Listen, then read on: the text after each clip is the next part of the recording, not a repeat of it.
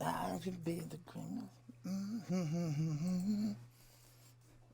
What's going on, my people? It's the Bearded Breed. Oh, yeah, come on. I tell you what, it is night one of MPN Endgames.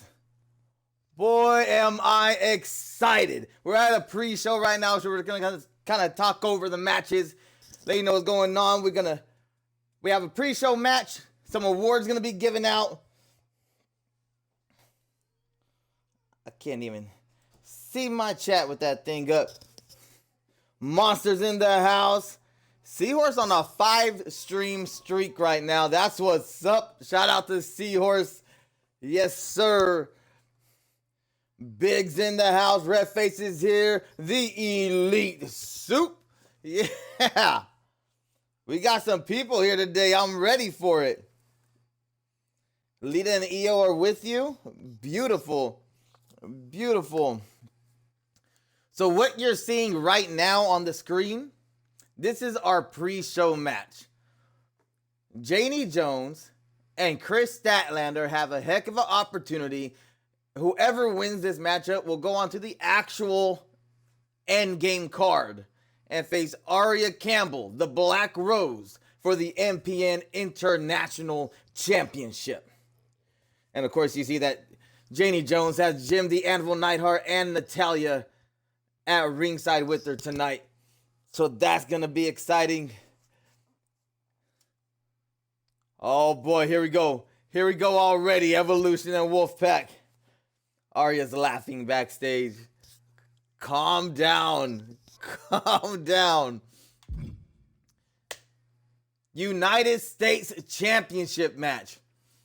This man brought the title in. He made it official. He fought the bosses. He fought the judges. And finally has his MPN United States Championship officially around his waist. Enforcer places the challenge. Morris doesn't back down.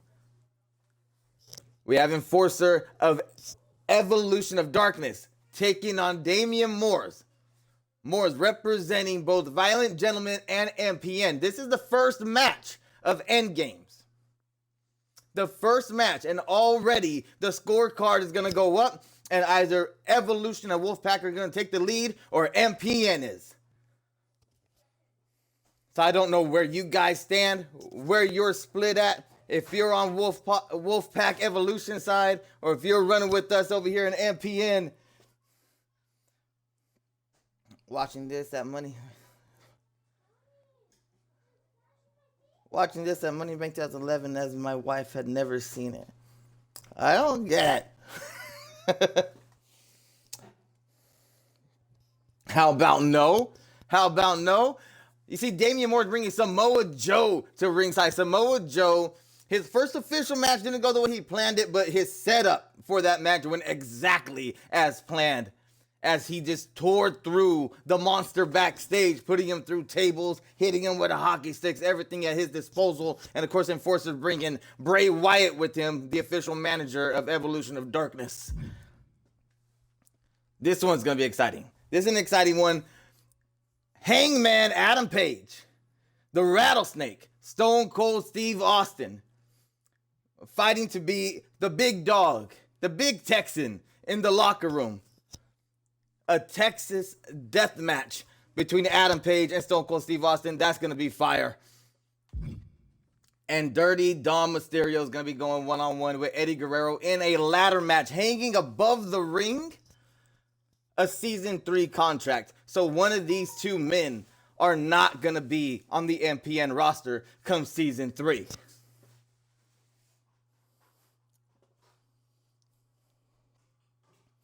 They can both lose. Suits rooting for Cowboy. That's what I'm talking about. Right now, we're going to take votes. This is how we're going to do it. Just like doing predictions. Please don't put a custom amount of channel points in there. Just the click of the button, that little 10 points. And that's going to be the vote for the awards that are getting passed out tonight.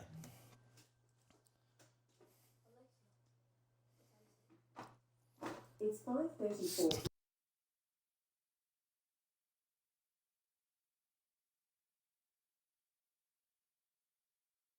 So, we are going to start the awards with Season 2 Best Debut. And I'm going to put that up right now.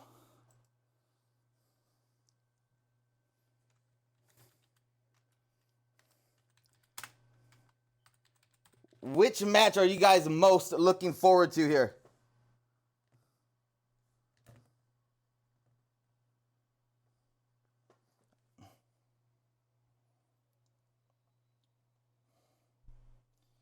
I apologize, fellas.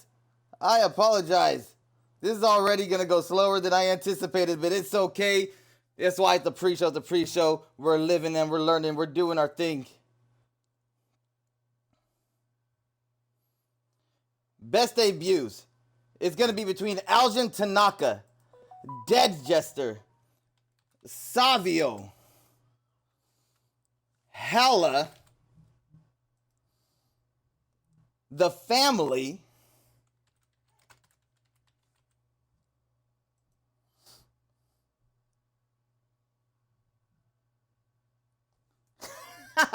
Dead Jester, Hella, The Family, Savio, Algin Tanaka. I'm going to get it together, guys. I'm sorry about this. I was heck of a day today.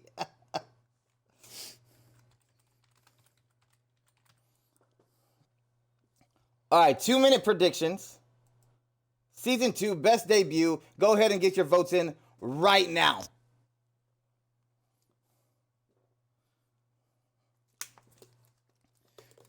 If you remember, Algin Tanaka was brought in,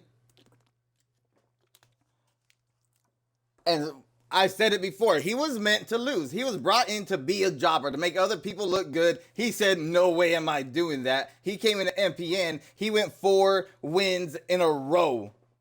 4 in a row. Savio, on his debut, world-renowned superstar Savio, came in and took the MPN Global Championship away from Maxwell Jacob Friedman. The Family and Hella both came in 3 wins in a row. Both of them have #1 contendership opportunities. Dead Jester came in with a presence, immediate presence. People had a lot to say about him, joking or not.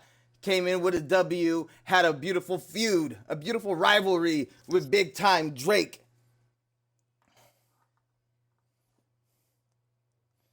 Get your predictions in, and please don't do custom channel points. Just hit that button one time.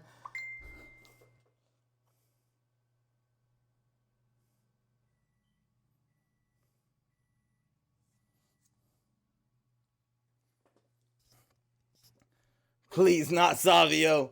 Please not Savio. Those are hard to choose from. Yes, sir. It's going to be a little bit difficult. It's going to be a little bit difficult, but I do believe that all 5 of those people or individuals are deserving of getting that best debut of Season 2 award.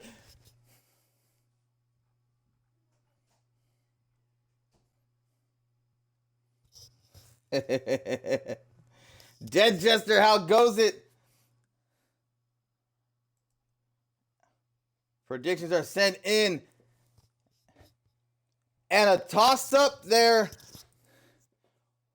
between The Family and Algin Tanaka. The only 2 that got votes. The Family, Algin Tanaka. Algin Tanaka walking away with the Season 2 Debut Award. Right on, Algin Tanaka. I know that he isn't handled by anybody. So I am going to accept that award, being that I created that guy. And I brought him in as a jobber who doesn't listen to his authority figures. He had a job to do. He didn't do it.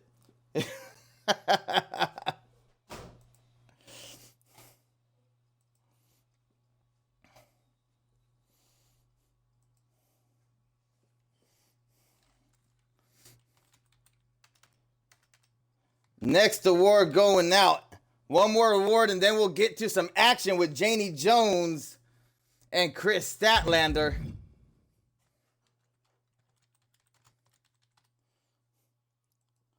we got the best heel awards, and I don't have to go through these ones. You guys know who's been holding it down for the bad guys in MPN.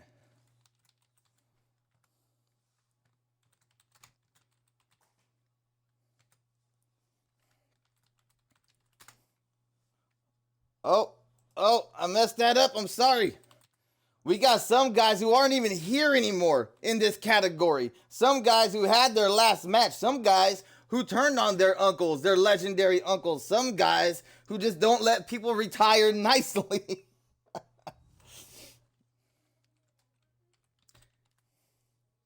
And some guys who come in and bring gold and change the game. Voting is open now for the best heel of season 2. Who do we got going for it? For father versus son, yes sir.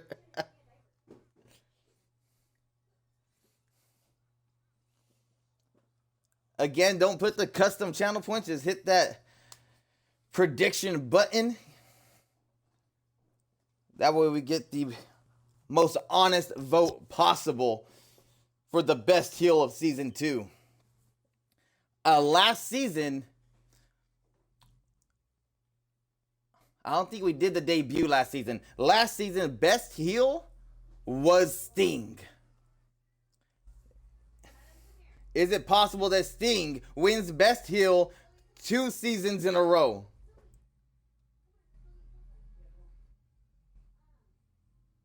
I bet too late. I bet 100 on MJF. Okay, what's 100?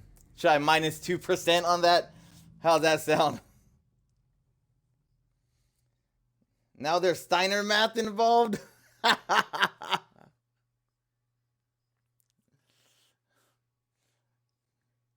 Put it on Monster, huh? Beautiful. Monster got some votes. MJF got some votes. 30 seconds left to get your voting in for best heel of season 2. Someone bet 420 channel points on Morris. Okay, we'll take away a couple. We took away 2% for an extra 90 channel points. So that's what, 8%? Take away 8%? I think that's close. I'll do the Steiner math. I'll make it make sense to me. All right, voting is done. Voting is in. And the winner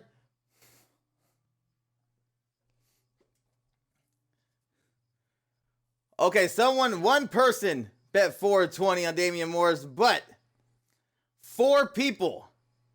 This is not something I knew I had a vision of. 4 people voted MJF, and he has the most votes. Second was Monster with 3 votes. MJF voted season 2 best heel. Congratulations to MJF. Season 2 best heel. Yes, I will shoot you some extra EBs for winning the awards.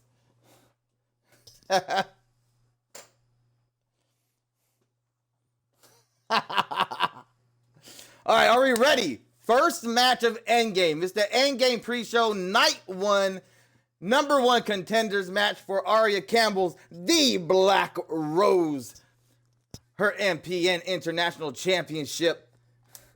She'll be defending it later tonight against who? Here it is, guys. The Myriad Pro Wrestling Network.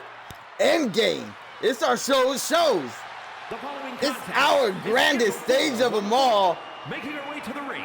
And Janie Jones found herself in the first ever pre-show match of Endgame. That's awesome. That's amazing. Accompanied by Jim the Anvil Neidhart and the Queen of Hearts, Natalya. And she's pumped. Janie is pumped. She's ready to go. Look at her. She knows the opportunity in front of her. She knows what lies in store. She knows Chris Statlander is no joke. Chris Statlander, she's a big woman. Whoa, Janie, careful. Almost burned your boot there. That's a close call.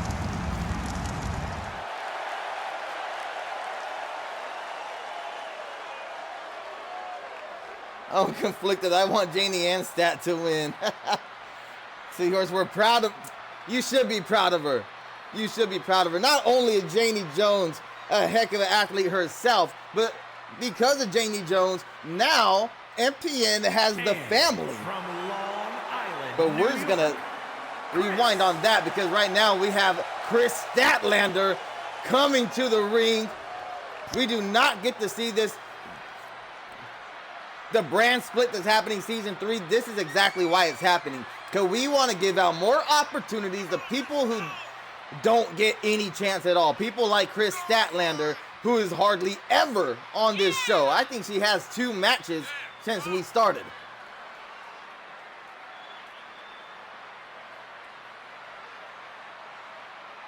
To be honest, I love Janie Jones, right? To be honest, I kind of want to see Statlander and Aria Campbell go at it. I think that's going to be a heck of a matchup.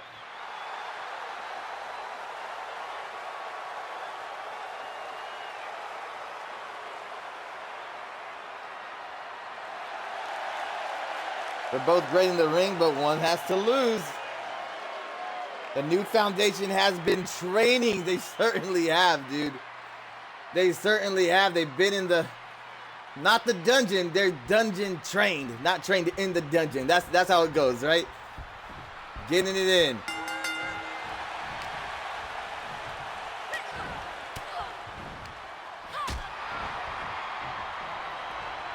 Now, just observing here, I believe Janie Jones gonna have the upper hand in this match when it comes to the technical side of things. When it comes to the mat wrestling, when it comes to the pacing even, I think Janie Jones is that girl. But I do not think she's going to compete with Chris Statlander when it comes to the power game.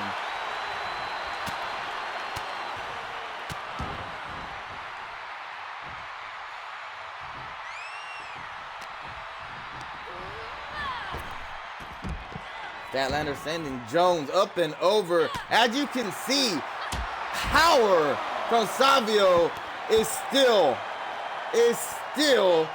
representing MPN, sponsoring the shows, throwing out the big bucks for us.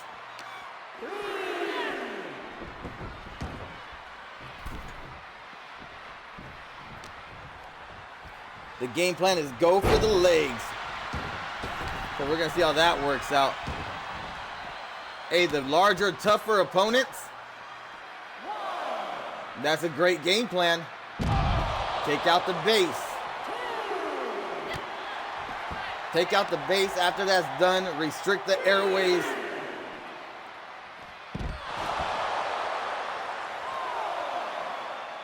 Sort of a modified inverted DDT by Janie Jones. Oh, went for the standing moonsault. Doesn't get all of it, or doesn't get any of it, really. Took a little too long. Trying to show off a bit, and Statlander made her pay for it. Nice hip toss. I'm pumped for this. We're going to put on a great show. I hope so, man. I'm glad you're ready. I'm glad you're excited for this.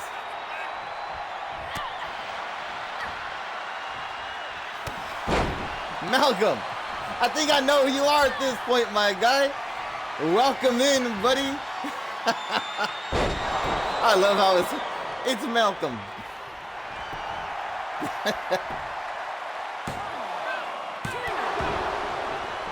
2 count only. Oh, Chris Statlander getting a little frustrated here, it looks like. You see Natalya hanging her head at ringside, not seeing what she wanted to see out of Janie Jones tonight.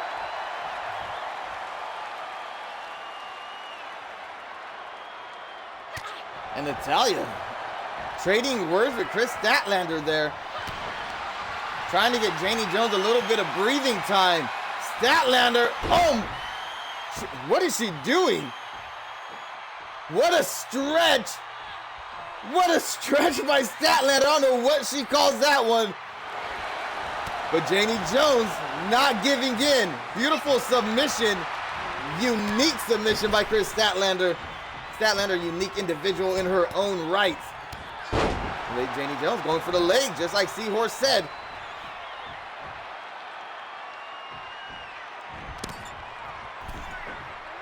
Oh, kick to the back of the head. Janie bouncing off the rope. Whoa, sliding. Modified German suplex from Janie Jones. You see our other sponsor there, the Monsters Layer podcast. If you don't know who that is, it is the Trailer Park Monster, his podcast, a beautiful podcast. Talks about all the weird, spooky, true crime, paranormal. It falls in those categories right there. It's gonna make the monotone with the microphone. Mr. J.D. Hutchins, the Trailer Park Monster, representing MPN tonight.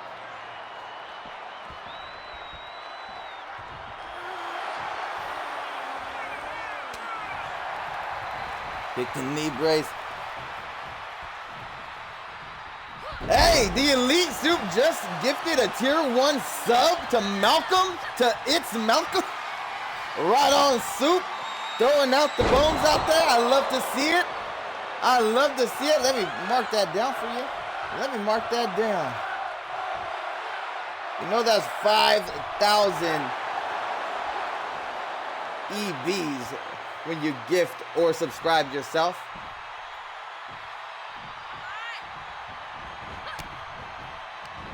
One payout per stream. My pockets aren't bottomless.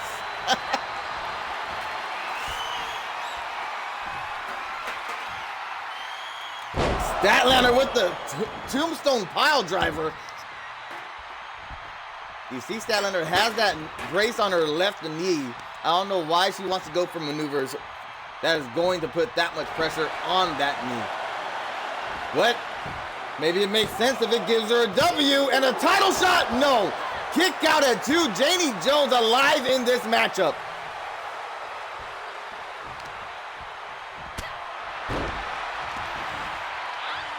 Hey, I do believe you're still floating around in there, are you not? Bring him on in, my man. Bring him on in. Season 3 would be a beautiful time for it to begin. And again, Natalya getting in Statlander's face. It's kind of an underhanded tactic, but a beautiful one. Love to see managers get involved and really help out their clients. A big right hand. Janie Jones. Natalya's doing everything she could. Janie Jones is just having a hard time with Statlander. Do not let that Spike Hurricane Rana take away from what I just said.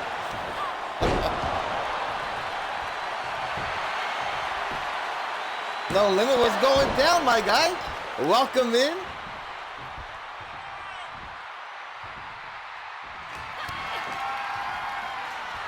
Come home to the gents. What? Janie Jones, I missed it. Was it the pinwheel? Did Janie Jones do the pinwheel? I'm sorry, I forget.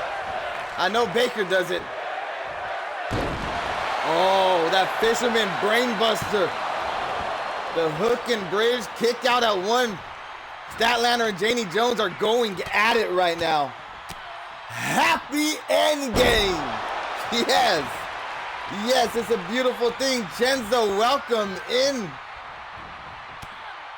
I like seeing Chenzo in chat. He's always on daddy duty, missing streams.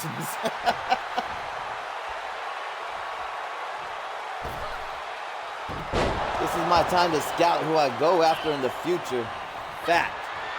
It's a beautiful, perfect time to scout. Although, I don't know who Batista is gonna have a problem with. I don't mean people won't like him. I'm sure we have plenty of people who are gonna want to fight Batista. But who's gonna be able to beat Batista? I'm just saying though. Oh, Trina's off today. Right on. What a beautiful day for a day off. Statlander creating separation. You saw Natalya in the upper part of your screen a second ago nodding in approval what Janie Jones was doing. I could only assume those knocks have stopped now.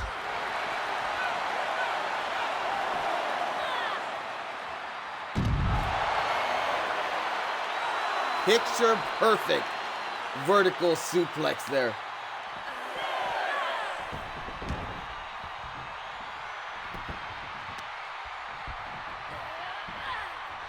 I'll pop him with a suit on.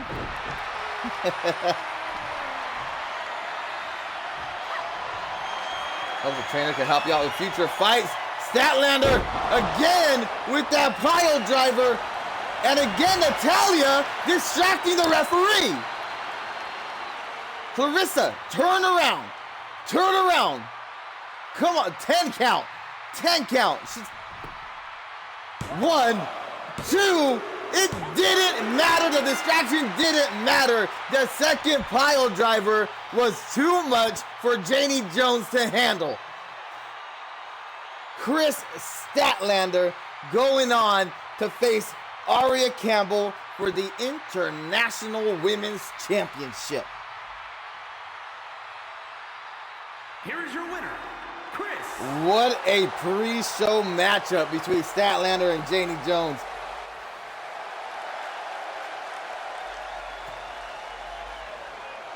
I loved it. I loved it. I loved it.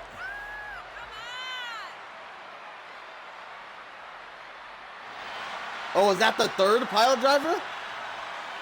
Oh, that's rough. Janie Jones just thought she was Kane. Didn't Kane have to take 3 tombstones to lose that first WrestleMania match? Legit, nobody. Aria's pumped. I'm excited for this one too. Statlander and Aria Campbell, that's gonna be fire. Where can I sign my contract? Well, hit me up. Hit me up in Discord. I think you're still there. I'm pretty sure I saw your name there.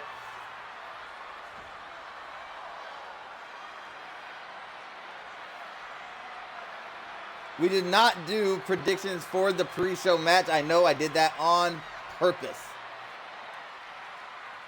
It's just gonna give the regular show more of the main show vibe with the predictions. You know what I mean? So know what I mean?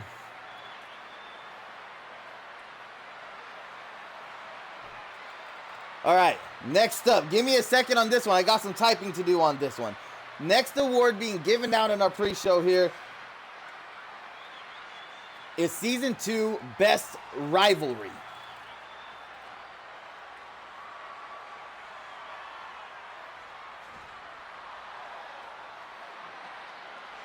Here we got Cody Rhodes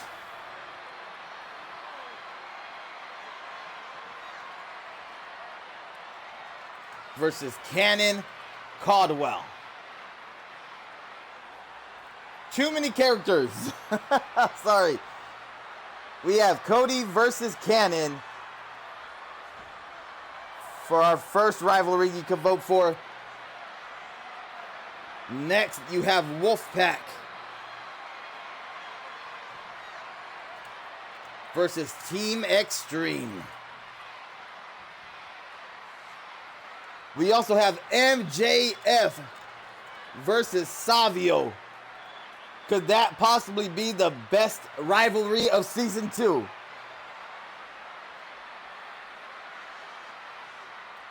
Evolution of Darkness and Wolfpack versus MPN. That is the current rivalry that you see before you. We really got to take the lead, guys. We have to start off with the win here. We cannot let Enforcer give Evo and Wolfpack the edge starting this early. Or, I mentioned it earlier, is the best rivalry of Season 2, Drake versus Dead Jester. 2 minutes on the clock. Get your votes in. Again, please don't do custom votes. Just hit that prediction button.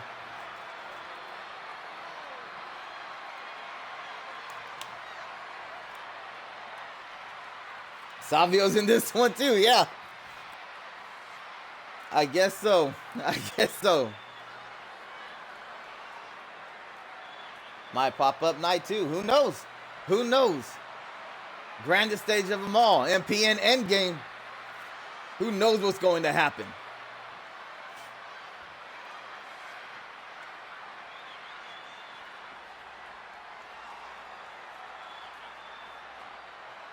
Do you guys believe that Team Extreme splitting from Wolfpack and causing all that tension within the locker room? Is that the best rivalry of Season 2? When Lita and Kurt Angle just broke off and started their own get down? Do you believe it was Cannon Caldwell going after Cody Rhodes, forcing that title shot upon him, making his way to that second match? Drake and Dead Jester had a beautiful 2 out of 3s. A 2 out of 3 rivalry. They went one-on-one. I mean, they went 1-1. Had to have the rubber match. And it didn't end there. Now they're teaming up in War Games in night 2. Still not seeing completely eye to eye, but got each other's backs. Nonetheless, just to hold down MPN. Just to fend off Evo and Wolfpack. The Drake and Dead Jester rivalry, to me, has a lot more to it. There's competition, there's friendship, there's animosity. That's just me. Predictions are in. And we have a tie. We have a tie. MJF and Savio. And Evolution Wolfpack versus MPN.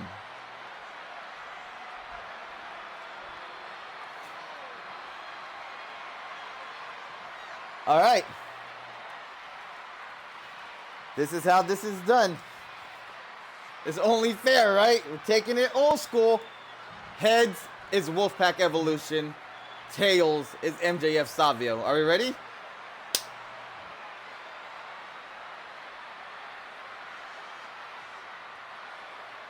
I don't know if you guys can see that or not. MJF and Savio, best rivalry of Season 2. How about that? Who saw that one coming?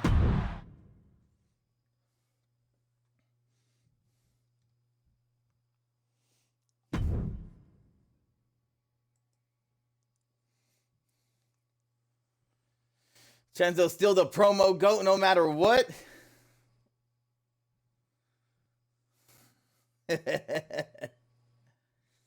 I'm here to cause chaos. I walk for miles inside. Oh, ha! Yes, sir.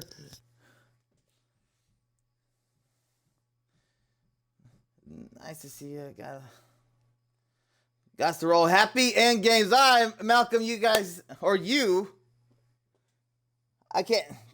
I got a crack on my screen that's covering up. I'm like, is that Malcolm? All right, my guy, you stay cool. We got one more award to hand out today. We're going to get through this one pretty quickly so we could get to the action, get to end games. I know that's what we want to be seeing.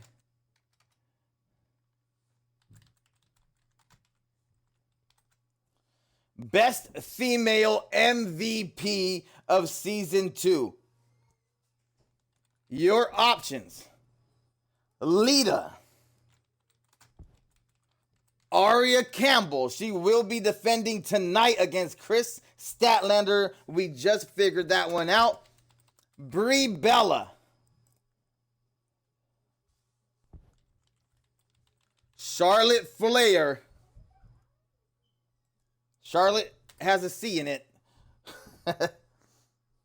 Or the current MPN Women's Tag Team Champions, Life of the party, Kaden Carter and Katana Chance.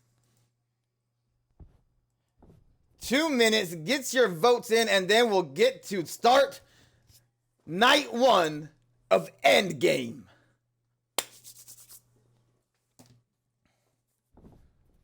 I'm ready for it. It's going to be a beautiful thing. Know what I just realized is MJF just won 2 awards in a row. Best heel and best rivalry. I guess if you're doing the heel thing right, then you were bound to win the best rivalry.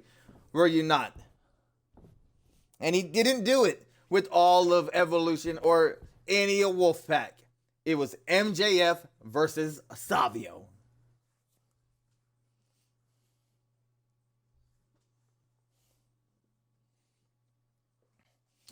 But right now, we got 1 minute, 10 seconds left to vote for the female MVP of Season 2. Lita, multi-time Women's World Champion. Arya Campbell, the only Women's International Champion.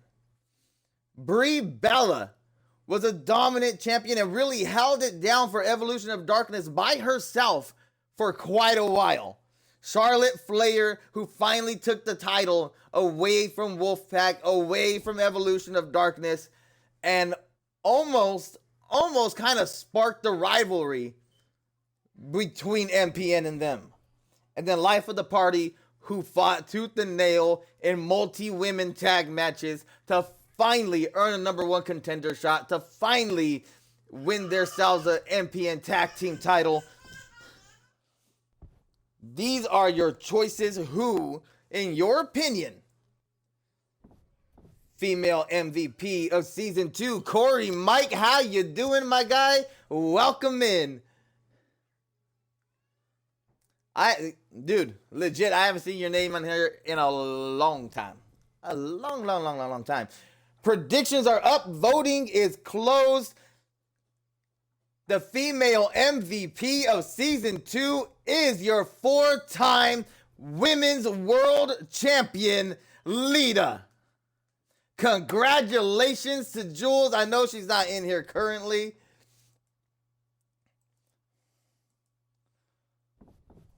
But our first 4 awards are given out. We'll have 4 more on Thursday. Right now, are you guys ready? Our official first match of Endgame, and it's for the United States Championship, Enforcer of Evolution of Darkness versus Damian Morris of Violent Gentlemen and MPN. Who's going to take the first victory here? Who's going to get up on the scoreboard? I'm marking these matches down right now. This is not something I wish I would have thought about this instead of being it on the spur of the moment, keeping score. And I would have came up with something you guys can see on the screen.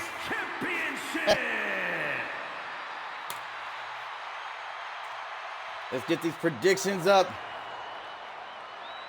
These predictions count. Put as many as you want. The Enforcer.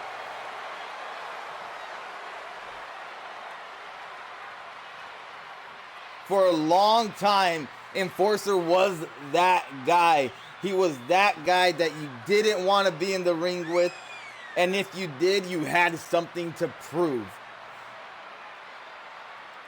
Enforcer was the muscle. Enforcer was the bully.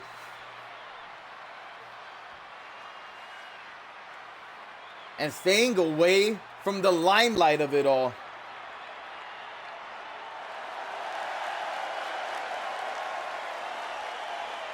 Willingly taking that back seat to MJF. MJF brought him to the dance. Willingly took that back seat to MJF. But now, looking to put a title around his waist. Let me think about this. Help me out here. Has Enforcer ever held championship gold in MPN?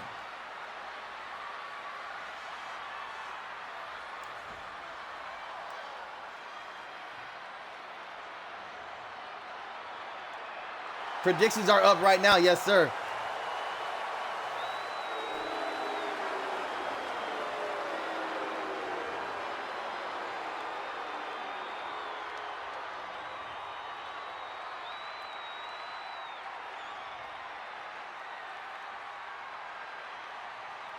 Damian Moore, that United States Championship. He brought in, this is what you got to appreciate about Damian Moore. He knows who he is. He sticks to who he is. Even if he's changing from moment to moment, he's feeling something a little bit different. He doesn't shy away from who he is in that moment. He brought in the United States Championship. People gave him a lot of guff for it. People did not shy away from trying to tear him down for bringing his own title into the company. Out of, oh, you couldn't win one yourself, you had to create one and put it around your own waist. Well, MPN finally recognized it as an official title when Damian Moore's put down and, you know, without trying to offend anybody, straight up chased off Bjorn Odinson. I almost forgot his name. Damian Moore's embarrassed Bjorn Odinson, sent him running for the hills. That United States Championship is an official MPN United States Championship, which is why Enforcer wants to get his hands on it.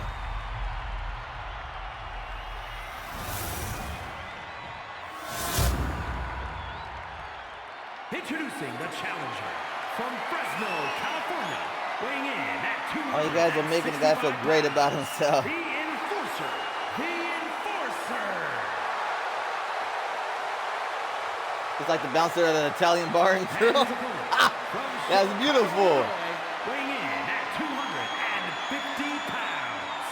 He is the United States Champion, Damian Morris, the Devil. This is going to be, I guess, technically his first title defense. I believe this is his first title defense. The first match with Bjorn was really the crowning of the very first United States champion here in MPN. Clarissa James calling the action. Now, I spoke with Clarissa. We sat down. We had a heart-to-heart. She understands that if something fishy goes on during either night of Endgame, she will not be around for season 3. Enforcer starting off hot here. Big spear, manhandling Damian Moores into that German suplex position, and now going for that springboard cutter, connecting Enforcer on a roll early on. Moore's not letting him have the satisfaction of a 2 count.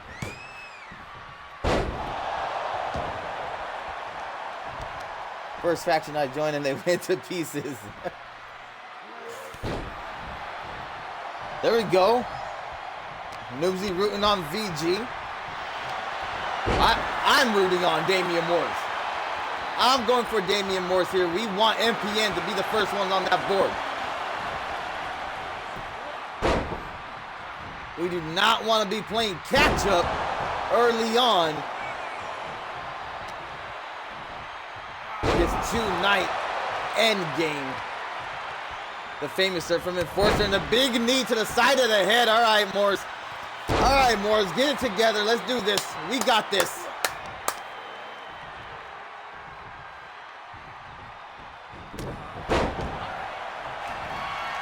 Morris has not found a way to get any offense in during this matchup. This is why Enforcer was such a force for all the time he was in MPN. He has the agility, he has the speed, he has the power, and he's tough as nails, this guy.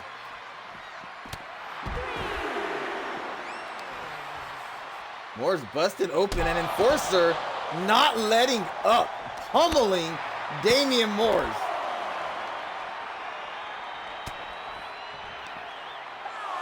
Oh, EO is here. Welcome in, Emmy. We're at a 6 count. Samoa Joe letting Enforcer know that he is still there, letting his presence be felt. And finally, Damian Moore's beautiful German suplex, folding Enforcer on that canvas. Oh, come on, Moores. We have something going. Don't let it up now, man. Moores has a heck of a shot to win still. Heck of a shot.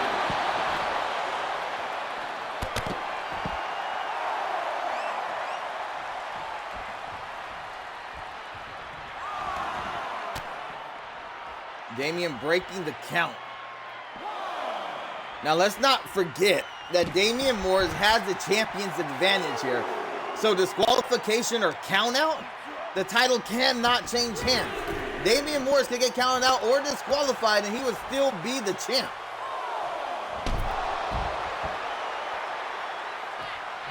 Enforcer took too much time to get into that ring, showing off a little bit.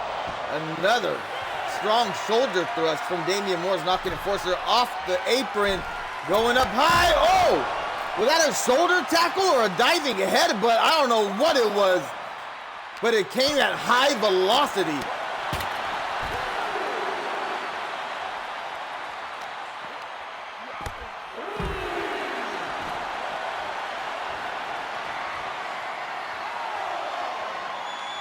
As long as he keeps on the chase, he has a high chance of winning this.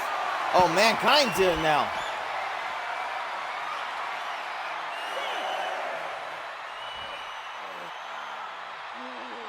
Hey, that's...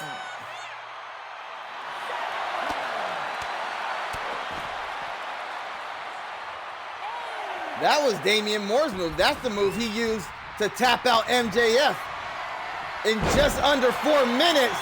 And reversing the end of days by Enforcer. Damian Moore's getting a second wind here. Looking to defend his title successfully. Oh, went for what possibly could have been a Uranagi. Enforcer using the arm drag to escape that maneuver.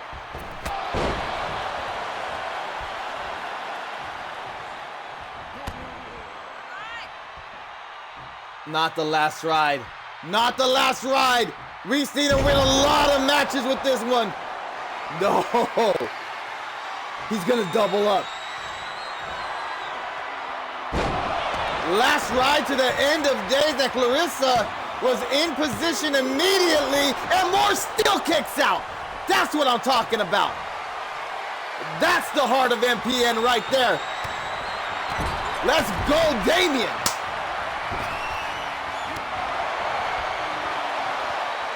What a blow by the United States champion.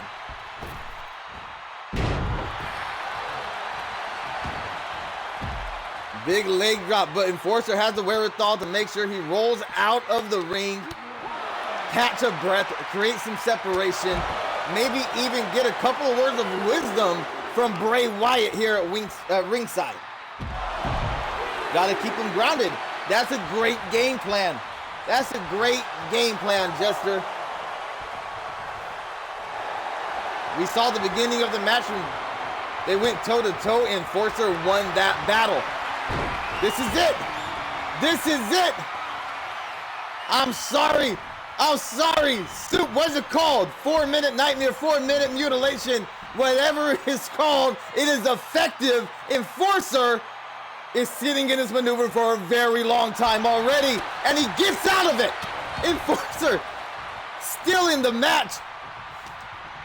Son of a mahogany sea biscuit.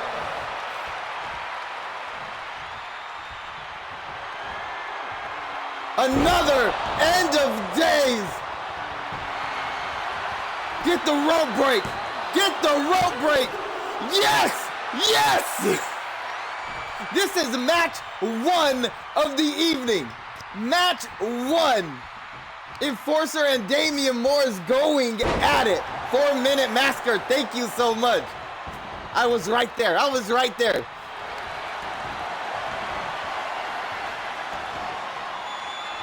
Enforcer rolling through the Boston Crab. Clarissa James in position. He's sitting on it, man. He's pulling back and more. Oh, no. Oh, Damian Morris taps out. You couldn't ask for anything more from Damian. He gave it absolutely everything he could. Everything he could.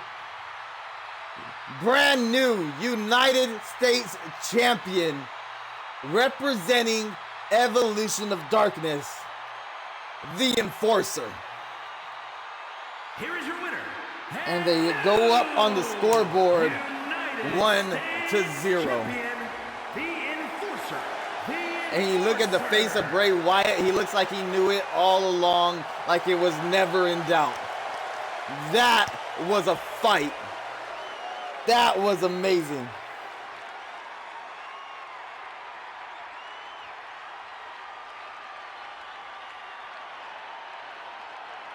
Wow, man.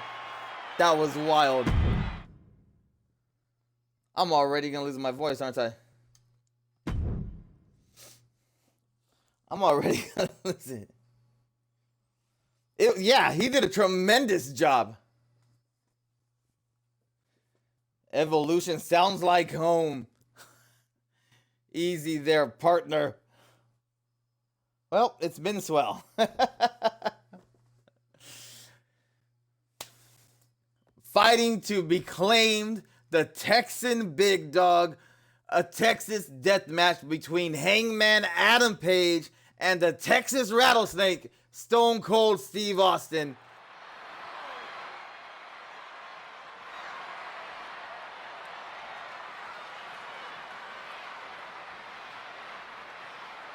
Let me get these predictions up.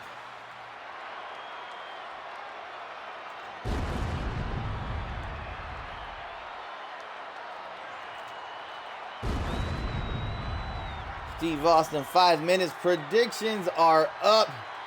The following contest is a Falls Count Anywhere match. Let's get it. Last time we saw Hangman Adam Page, it was some time ago, and he was absolutely demolishing Adam Cole and the Young Bucks.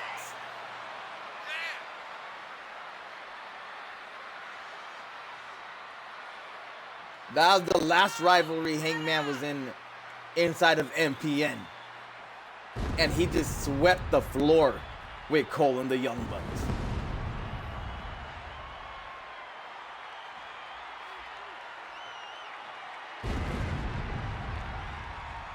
It was an amazing match, Morris. Enforcer and Morris, I could not have picked a better opener for night one of ENDGAME.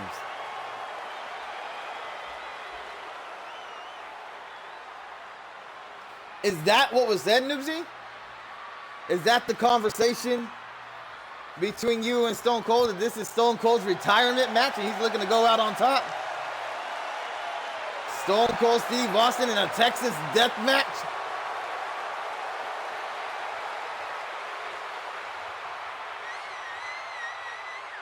It means that if you lose, you get branded. That's amazing. A Texas death match is just a fun little way of saying you got two big Texans in there. They're going to go at it in a Falls Count Anywheres match. That's all a Texas death match is.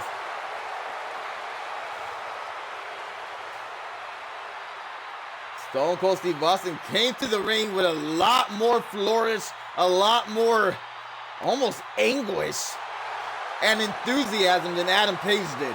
If I had the bet, based off of what I'm seeing right now, I would bet on Stone Cold. I would bet on the Texas Rattlesnake.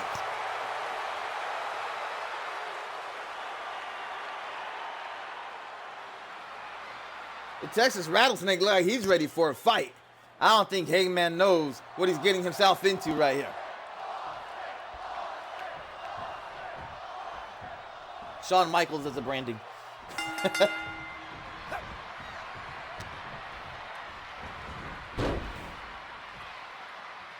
Oh, okay. I thought he was gonna go for like a schoolboy power bomb, showing off some strength. Adam Page.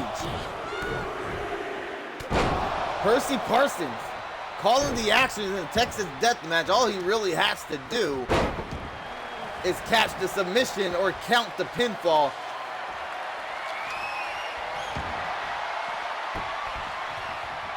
And the Rattlesnake already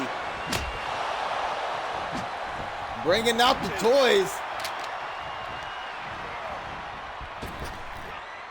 Adam Page taking a few good shots with that kendo stick early on in this match.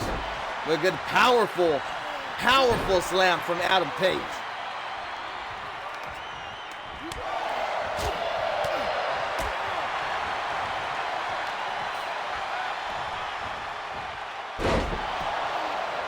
And grab a beer for your victory. That's what I'm talking about. This is a vicious matchup. Biggs, did you catch that first match? Oh my God. That first match was remarkable.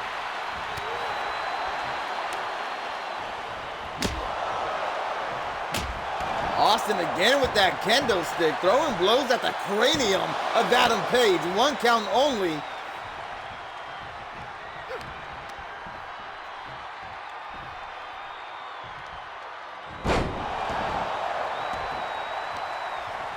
Now, myself, I'm a California boy, but I hear that these big Texans don't got no quit in them.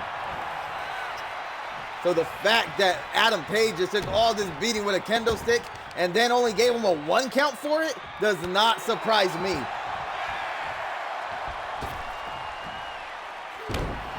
Legit a dream matchup. Not holding nothing back. You can't hold anything back in this kind of matchup. Again, Adam Page may want to take a page from Stone Cold right now. Bring an equalizer into this matchup. If you ask me, it looks like Adam Page, if we were keeping score, Stone Cold would be winning.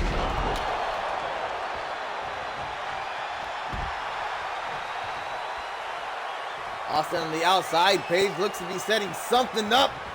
Suicide dive, catches Stone Cold in the crossbody. And Percy Parsons couldn't get in position. Gave Austin a little extra time to breathe and get his wits about him for that two count kick out. Born a champion, what's going on, buddy? Welcome in. Stone Cold, what I just learned, is actually retiring from MPN. So Texas death match right here. Stone Cold Steve Austin and Hangman Adam Page. In Stone Cold's final match here in MPN. So that's what's going on right here, Born. What you just walked into. 20 people, 20 people watching. That's what's up. Let's get some more. Didn't realize how bad I wanted to see this. Whoa, Hangman almost got caught. Austin going for the stunner. Hangman able to fight his way out of it, scouted it out. I ain't gonna lie, he looked scared, man. He looked scared.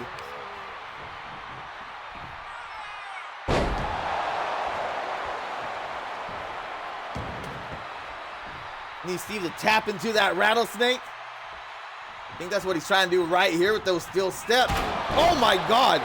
Clobbering Hangman. The side of his face imprinted with that diamond-plated steel steps.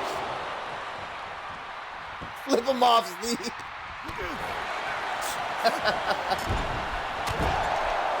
Oh, it's got a little sign language for you.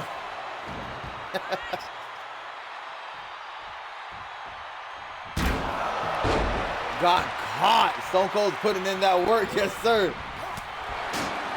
Got caught with those steps once, said I'm not gonna do it again.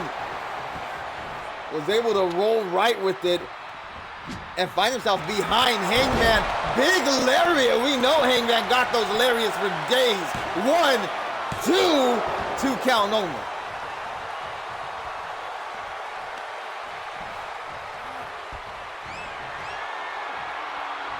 Adam Page setting it up. The Dude Buster sits on it for the pinfall. 2 kick out by the Rattlesnake.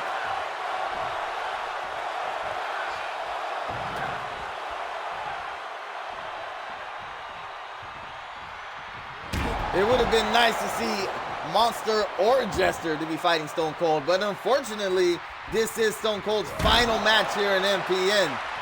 He wants to go out as known as the Big Texan.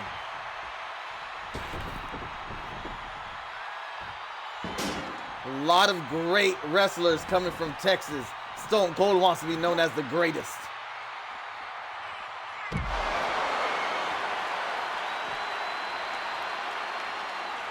Biggs rooting on Austin.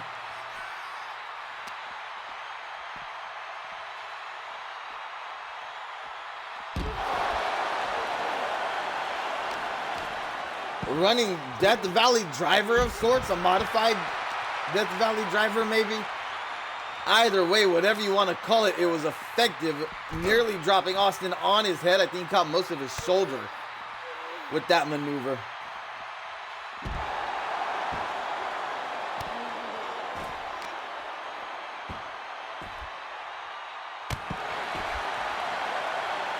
Moores and Arias as well? Are you saying Moores and Aria Campbell are calling it quits after Endgame here tonight?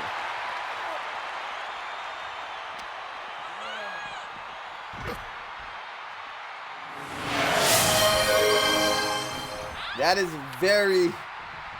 very unfortunate. And we'd hate to see you go, man, but if you feel that's what you need to do, then, you know, that's what you need to do. And a Stone Cold Stunner by the Texas Rattlesnake for the win? No. Kick out at 2 by Adam Page.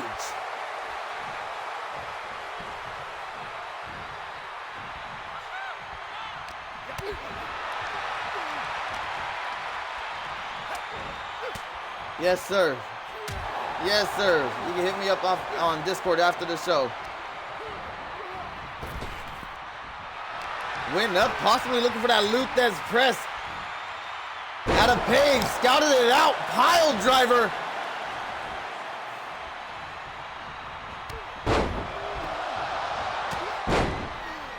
Couple of clotheslines. Make it a triplet of them. And Austin finds himself in the corner. Raises the knee. Still bringing the fight.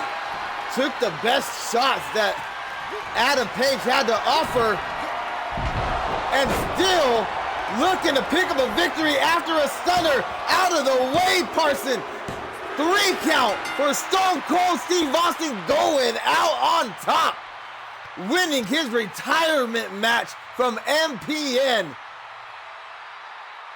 The Texan Big Dog, the Texas Rattlesnake wins the Texas Death Match in night 1 of Endgame. Congratulations to Stone Cold Steve Austin and everybody that voted for him, which was everybody.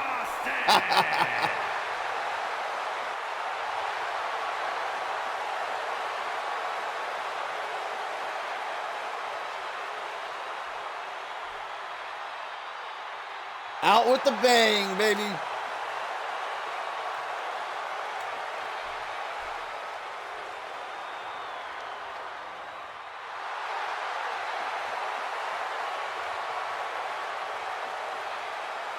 We got the thank you Austin chant going off by Biggs.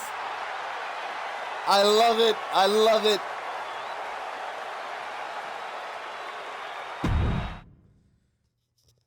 Stone Cold Steve Austin going out with the bang. We do have. I went to get my pen. I wanted to push the prediction buttons. I was going to write out the predictions right now. We do have several roster cuts happening for season 3.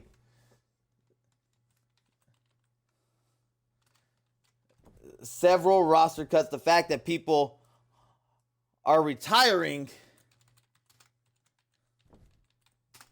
I mean, it's a blow. It's a blow. But we appreciate what they've done while they were here. Right now, predictions are up. It is Dirty Dom Mysterio versus Eddie Guerrero in a ladder match. hanging above that ladder is a Season 3 contract. Only one man, only one of these two men are you going to see in Season 3 of MPN.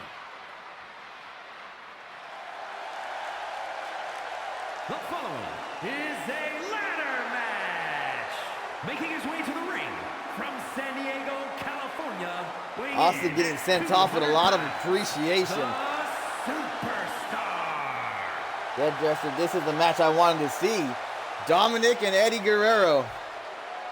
The match you wanted to see. It should be a banger. It should be really good. I mean, father versus son. I mean, yeah. You know, in Dom's eyes, I guess, that's his father.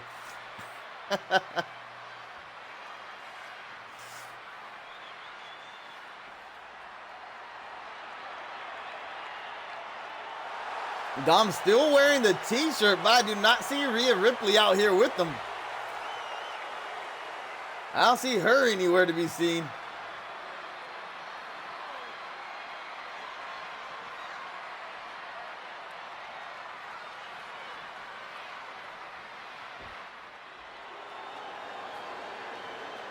Oh, is it a ladder? I'm trying to figure out what that was. Biggs, is that a ladder? That's amazing.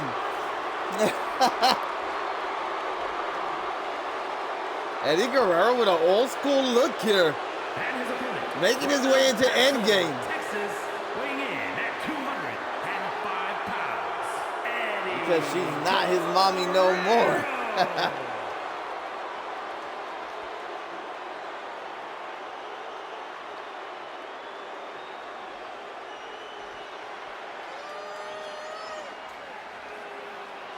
Yeah, that was the story, right? That was the story. Slowly making his way to the ring.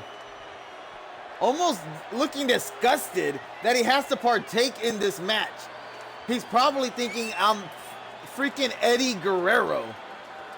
Why would I not just be handed a Season 3 contract? You want me to fight this kid? You want me to fight this kid? For a job? Like, who is he? What has he done? When you compare Dom to Eddie Guerrero, there is no comparison yet. So I can see why Eddie Guerrero would feel a little bit disrespected to have to fight for a job against somebody who's only been in the business for as long as Dominic has. Pre-WWE fights from Eddie, yes sir.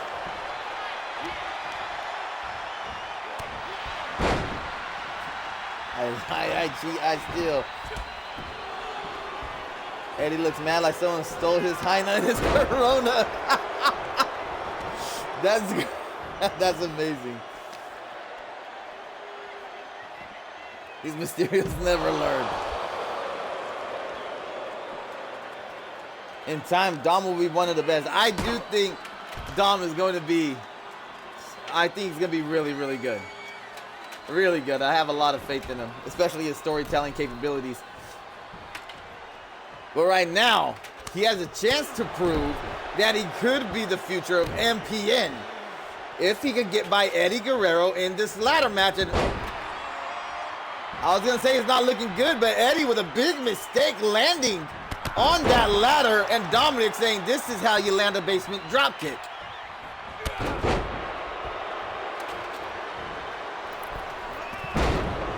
Springboard crossbody from Eddie Guerrero, landing almost perfectly across Dominic Mysterio. Dom in a bad position, laying across that ladder. Smartly, he gets up quick. Because two ladders is always a great idea. Two ladders is always a great idea. No one ever gets hurt like this. There's no extra medical cost from two ladders in the ring.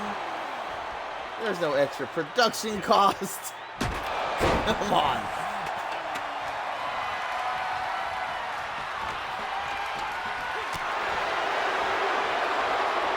Logan Paul better? You know what? I'm not gonna not say yes. I think as an athlete in ring, I think Logan Paul is better than Dominic Mysterio. But as an all-around storyteller and what's the word I'm looking for here?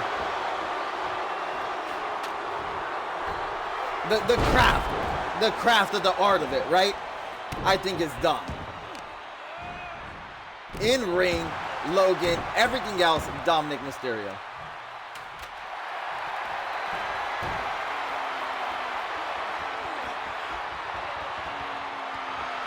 Because our truth is the best. Our truth is the best. For someone just running a little comedy sketch, basically, everybody loves them. You love them for it. And then, oh, okay, a little answer back there with the crossbody off the springboard. Now Dominic going up high. Picture perfect body splash from Dirty Dom, and he's going up once more, and a frog splash to Eddie Guerrero. Now, usually, Dominic would go for a pinfall here, but no. Eddie has to stay down long enough for Dominic to set up that ladder, get that ladder, and unclasp that briefcase.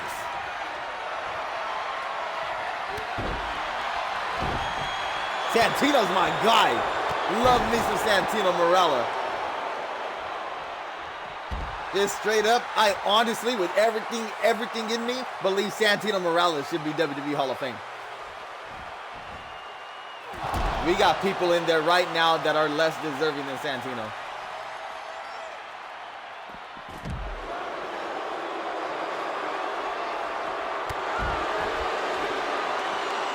Eddie Guerrero capitalizing on a mistake made by Dominic Mysterio.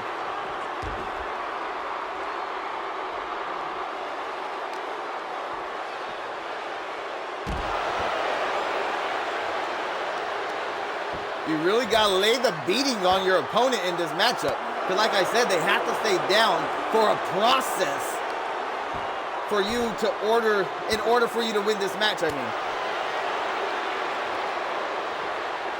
He did too. Are you talking about in the Royal Rumble?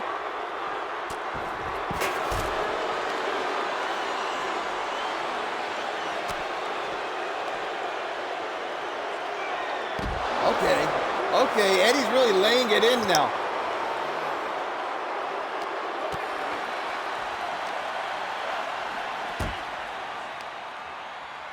Just brawling it out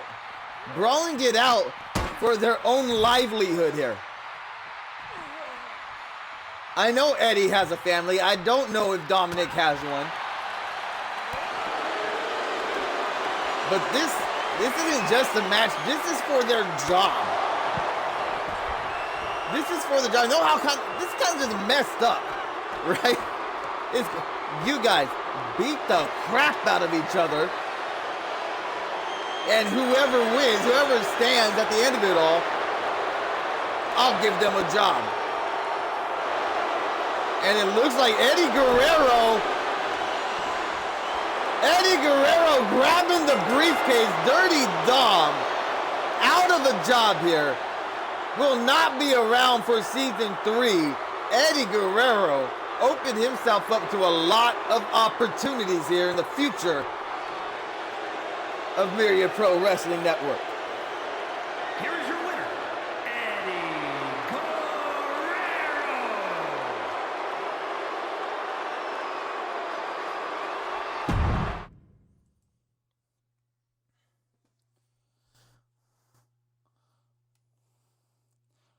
All right, give me 1 minute. We have to edit this match and put Chris Statlander, customized participants.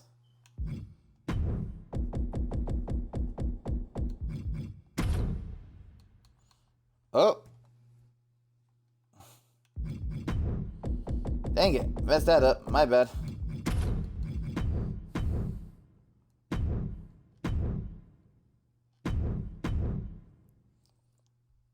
you go. You saw the process.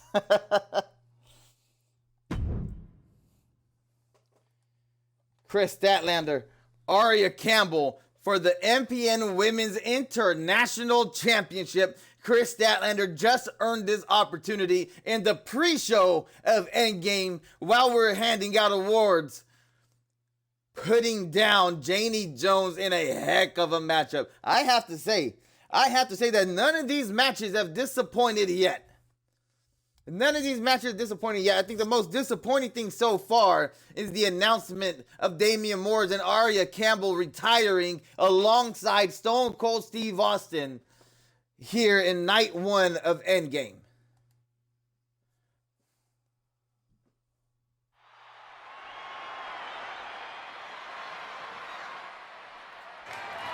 This is very possible. Is scheduled for one fall. Very possibly The Women's International the last time we see the Black Rose in an MPN ring.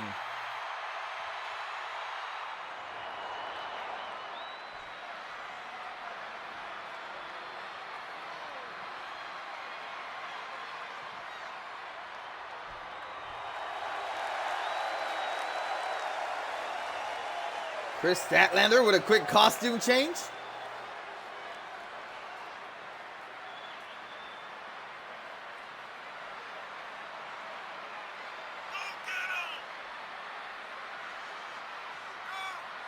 Oh, for sure. R-Truth is definitely no longer in his prime. Definitely no longer in his prime. But for the role that he's playing, and he's playing it super, super well.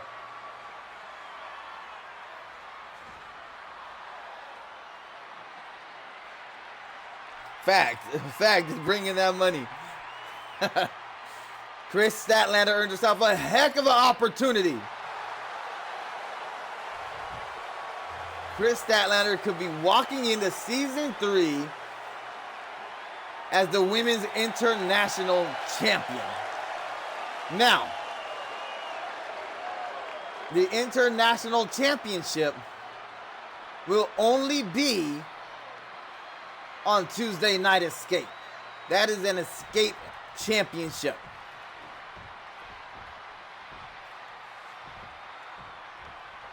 So either Chris Statlander walks in as champion, or from the sounds of it, if the retirement rumors are true, then the championship will be vacated and we'll have to come up with a tournament or some match, something. We'll have to come up with something.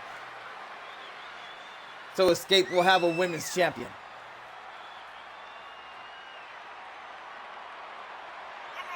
Of course I am. I didn't forget that at all. Getting on predictions right now, matter of fact.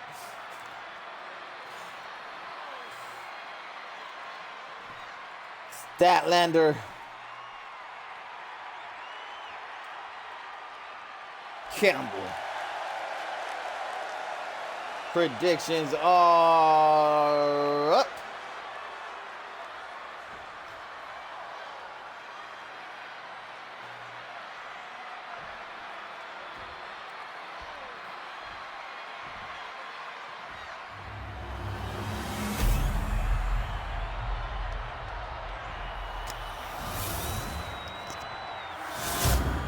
You saw the prize. Introducing the challenger from Long Island, New York, Chris. See Dead Jester rooting on Statlander. And her opponent from Chicago, Illinois, she is the Women's International Champion. This right here is match number 2. It is the Wolfpack versus MPN. Already, Evolution and Wolfpack are in the lead 1-0. Are we going to tie it up? Can MPN tie it up? We cannot let Evolution Wolfpack take a 2-0 lead on us.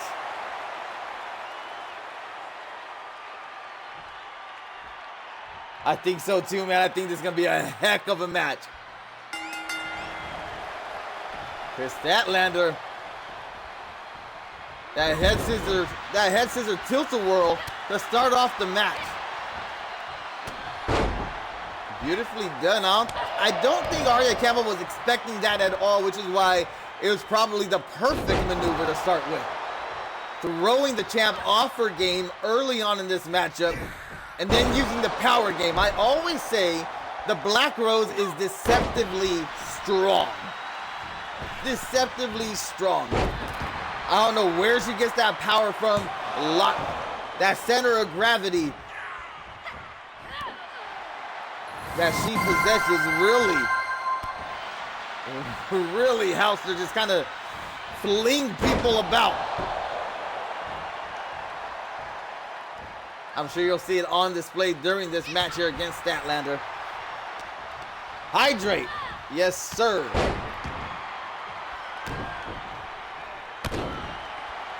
Thank you, thank you, thank you.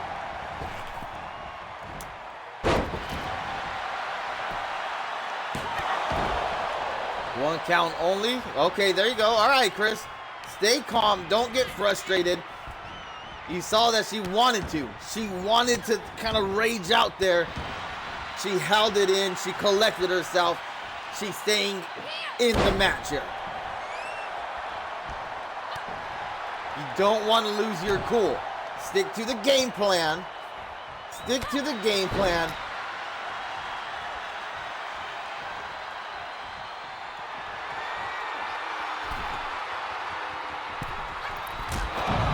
Biggs is on a 3-stream streak right now. That's a beautiful thing. Thank you so much. 3rd stream in a row from Biggs. There's Arya showing off that power. Deadlifting Chris Statlander into that military press position and then letting gravity do the work.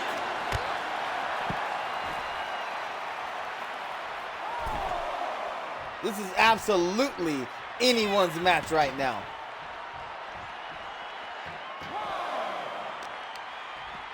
This is Endgame. Yeah. Yeah.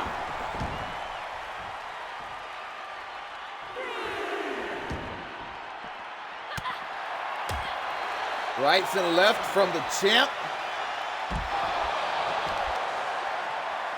So there you go, flinging about her opponents. That's what I was saying.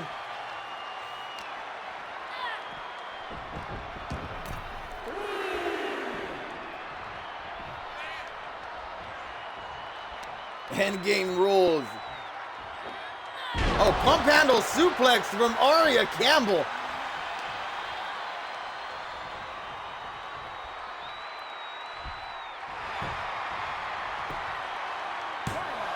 Looking to secure the title. 2 count only. Statlander in this match. Again, if Arya Campbell wins this one, Wolfpack and Evolution take a 2-0 lead. The final thorn from Arya Campbell. 2. Whew. In Endgame, there are no rules. Yes, sir. Man, I thought Arya Campbell was going to get that victory there. Hit that final thorn. Now she's going up top. Going high risk here against Statlander. And it pays off, driving an elbow into the chest of Chris Statlander.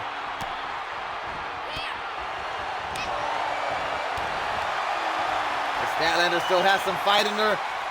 Got Campbell up. Oh, here's that submission.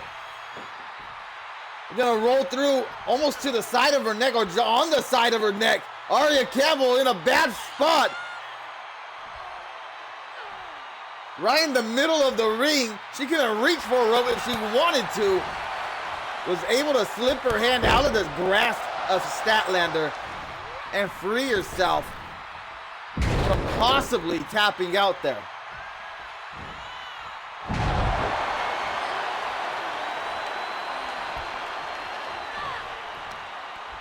That move's crazy, right? That move's critical. But the Black Rose again with that pump handle suplex, keeping the pressure on the challenger. The final thorn once again. The rope break, and Clarissa James sees it immediately. I'm not trying to rub that fact into anybody's faces, but it is what it is. Ads suck.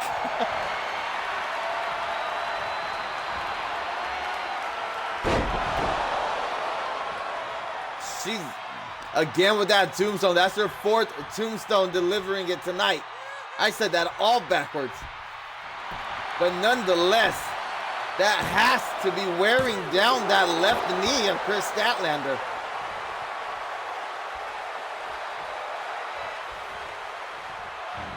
Back in 3 of 5 ads. The Black Rose, again, that strength, I'm telling you, she just flings her opponent. The small stature of Aria Campbell, deceptively strong, throwing opponents all about the ring in every match that she has. She doesn't care. She doesn't care how big they are. She doesn't care how much weight she's giving up. It's almost like, I'm going to say this, but it's almost like that Women's International Championship is giving her some sort of superhuman ability, the way she's able to throw around her opponents.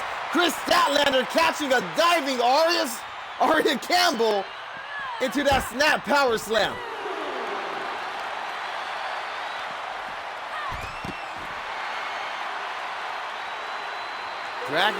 Dragon screw into those steel steps.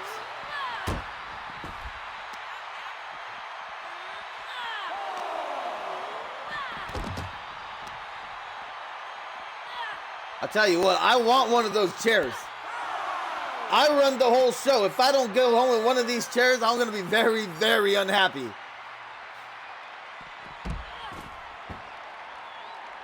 Power Motorsports and the Monsters Lair podcast. Whoever else is sponsoring this show is going to get a strongly worded letter, handwritten letter, if I don't walk out of here with one of those chairs.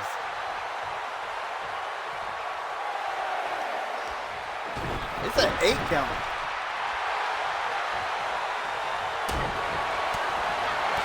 Rights and lefts, a big boot. Aria Campbell really showing out here. Chris Statlander, 2nd match of the night, putting on a show, having a kick into her 3rd and 4th wins.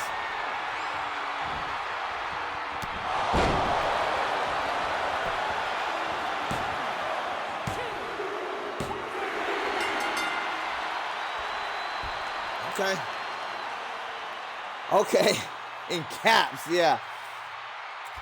Wolfpack Evolution just took a 2-0 lead, guys.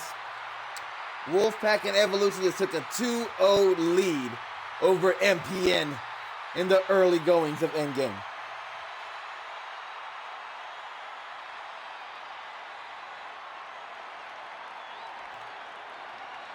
I did not like that at all. Here is your winner, and still Women's International Champion, MPN Women's International Champion, the Black Rose Aria Campbell, representing the Wolfpack.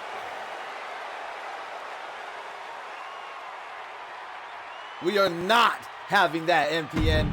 Not at all.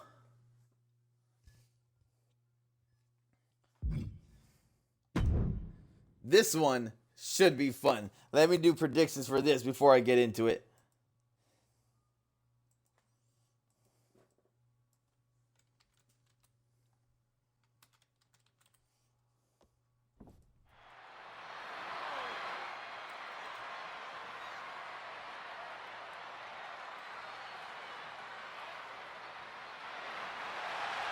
Steel cage match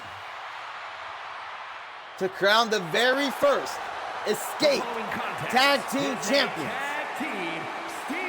Big E is going to be teaming up with Kofi Kingston, not Xavier Woods, I apologize, for the reformation of the New Day. And they're going to be taking on former MPN Tag Team Champions, Doom. New Day was not lightweight. They were, in fact, handed this opportunity. Doom had to earn it, and I mean earn it. There were 4 tag teams in this matchup, I believe. Elimination style. Omos is the very first guy to get eliminated, and he gets eliminated early on. I believe it was by Devon Dudley.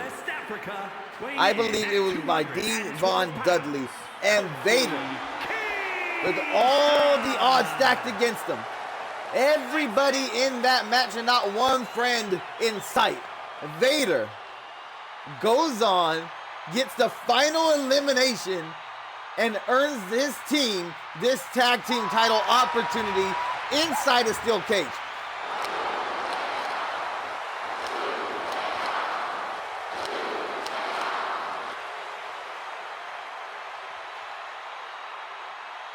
Super upset.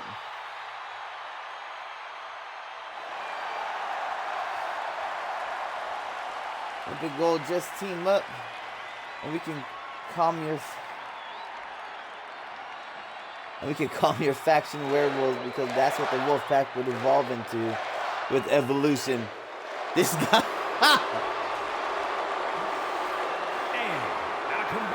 this guy is over there with some science fiction science.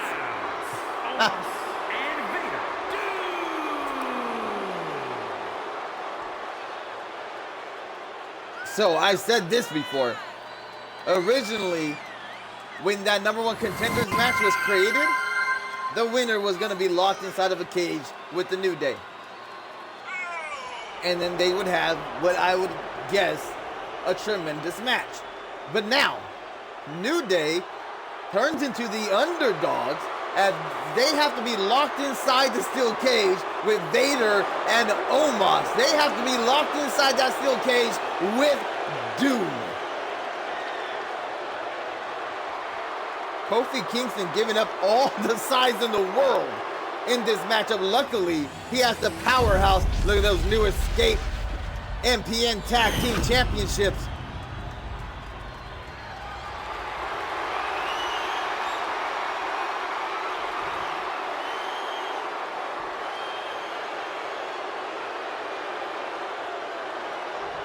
Kofi's not going to get in the ring no more. I know Big E's not. Hydration, baby. And there you go, Kofi Kingston losing the power game to Omos. I mean, that's not surprising. It's just what I expect the whole match to look like, to be honest.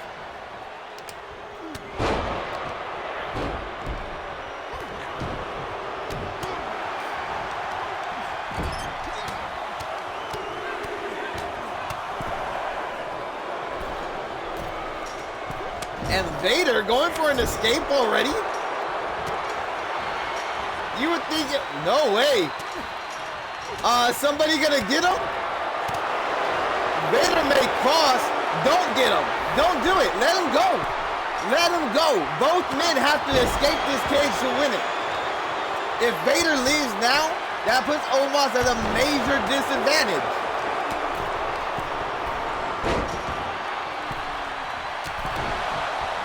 Big E was forced to stop wrestling because of a neck injury, yeah.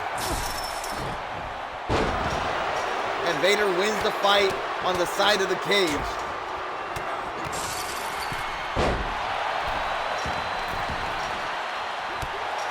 Now Big E going up, trying to escape. Was able to ground Omos for a second, but he's quickly getting to his feet. Power being displayed by Vader and Omos simultaneously manhandling the New Day.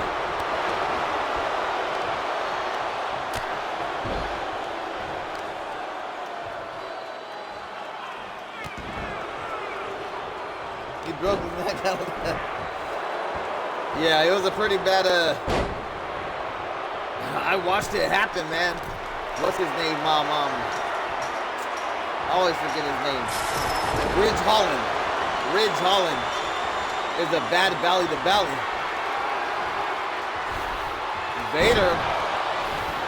Vader looking to cost his team the match right now.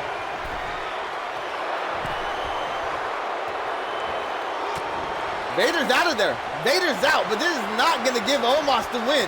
Omos also has to get out to become the Escape Tag Team Champions. Vader did not think this one through. And the two-on-one fight begins between the New Day and Omos.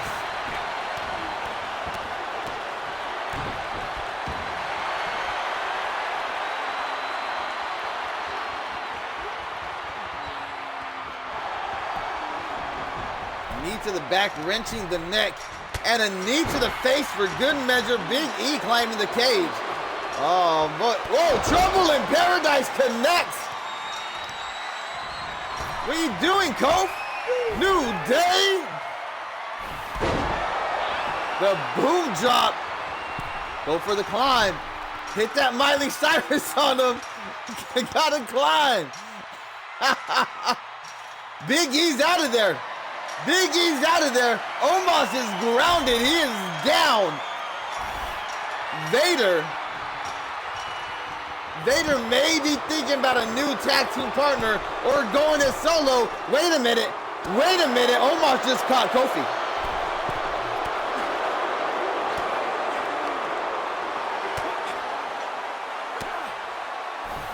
Kofi has a pretty big family. I wouldn't be surprised if he just turned into a family man, to be honest.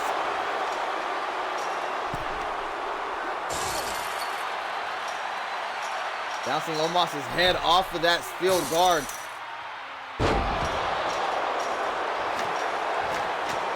These guys are just going to be fighting for the escape.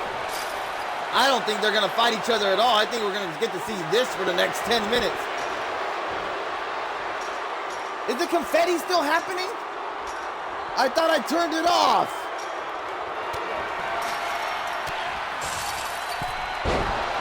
It was way dumb of Vader to do that. You know what I did? I turned the confetti off for channel point stuff. So if you're doing hydrates or anything like that, there shouldn't be confetti. But if you're subscribing, I think there is.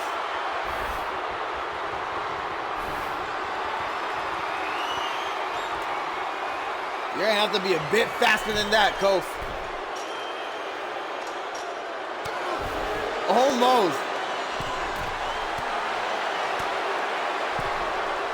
Dang, I really thought I figured it out.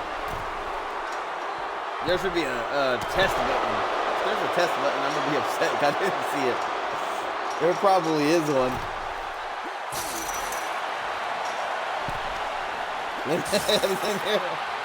Who was it? No, it was Olympic Gold redeemed to hydrate. They're both going up top. They're both up there now. One of you guys are gonna take a dive. Oh. Almost tried to just leave.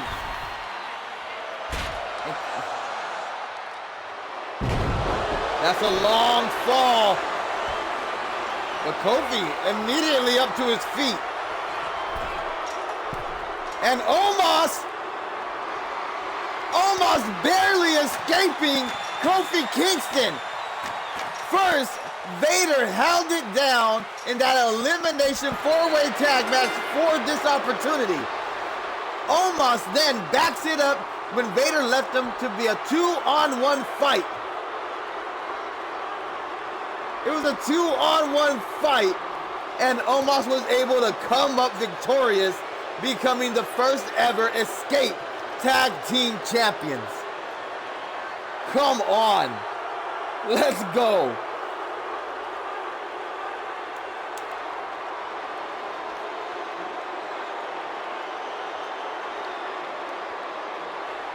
Choose an outcome. Doom as your champ. Again. Team champions, Omos and Vader. Doom!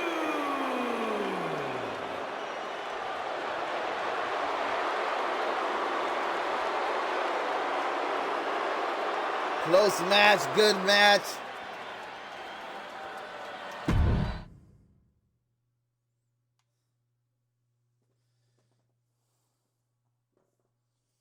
Okay. Quick break. Quick break, literally 2 minutes. We're going to have that Nitro throwback match coming at you right now. Stick with us. We're going to be right back.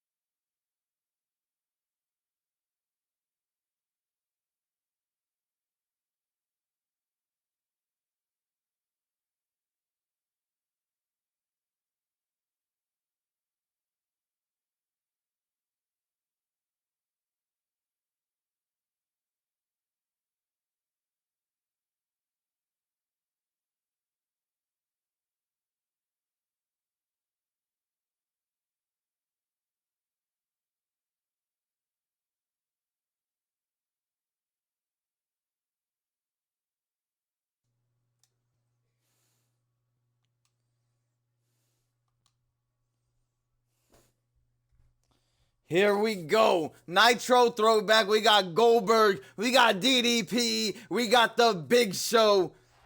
Triple threat rules.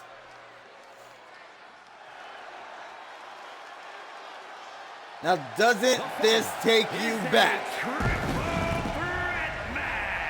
Just a little treat here from MPN. Night 1 of Endgame. Throwing it back to the 90s. Monday Nitro.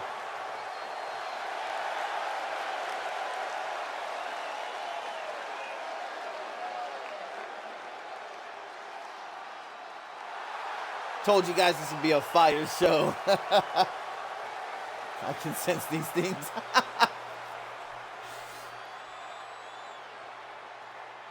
And DDP is going to be in a heck of a fight. You know what? DDP was in a very similar situation that we're in right now with Evolution and Wolfpack. DDP kind of led the charge for WCW versus NWO.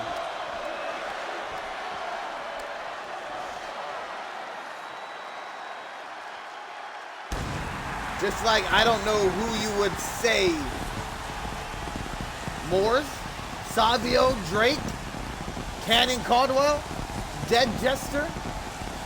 I don't know who you would say is leading the charge for MPN. Is it Charlotte Flair or Lita? Is it the female MVP of Season 2 leading the charge against Evolution and Wolfpack?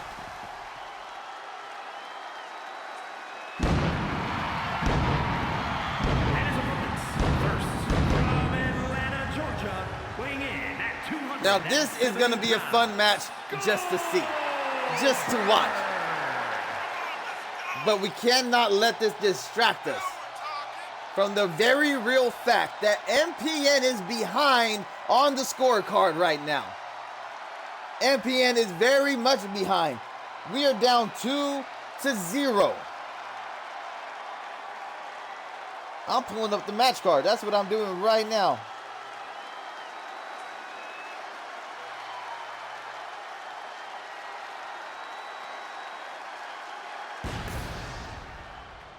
Okay, we have 2 more matches tonight that's going to pit Wolfpack / Evolution against MPN tonight. So we have an opportunity to even the score. We can even the score and start off with an even playing field for night 2. That, unfortunately, that's our best case scenario coming out of tonight.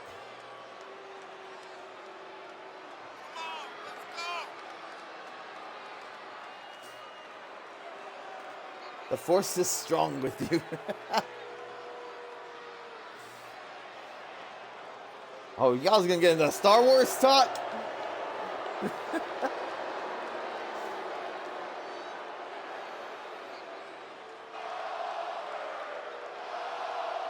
Oh, hear the crowd already chanting Goldberg's name.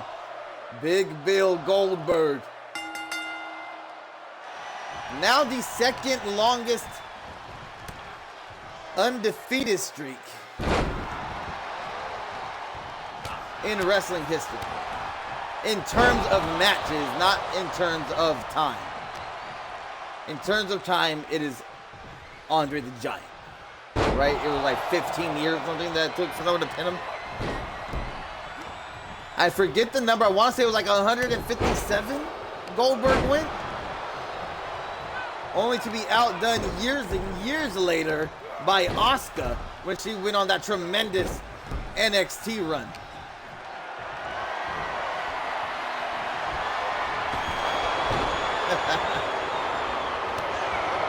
Goldberg with that beautiful sidekick, unable to knock Big Show off his feet. Up and over goes Big Show. DDP giving chase to Goldberg and letting Goldberg know his intention. He said, I'm going to put you down. Goldberg responds immediately by busting him open and laying out both DDP and the Big Show with those steel steps.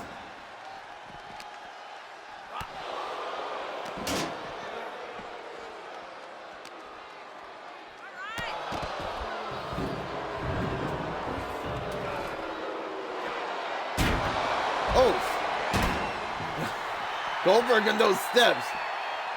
They're connecting menacingly. That is for you to choose in Padawan.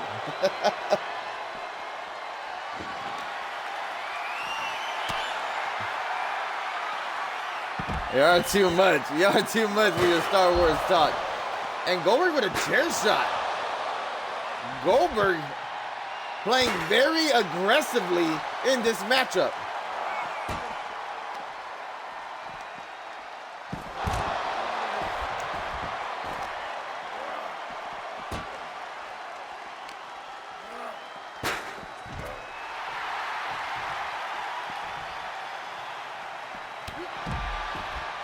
Both men went for clothesline. Goldberg just a tad bit quicker and able to take the big man off his feet with a strong lariat on the outside.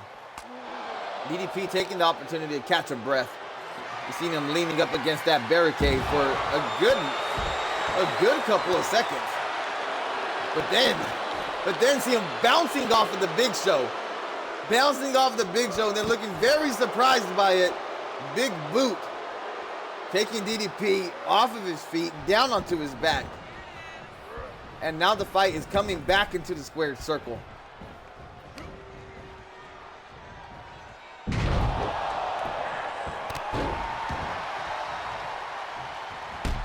DDP is bleeding pretty badly right now. I say that, and Bill Goldberg again goes for those steel steps. You guys, we want to take this fight inside the ring. I'm going to say Goldberg has connected with those steps in this one match more times than Monster did in like 3. There are like 3 different matches where Monster wanted those steps and couldn't pull it off.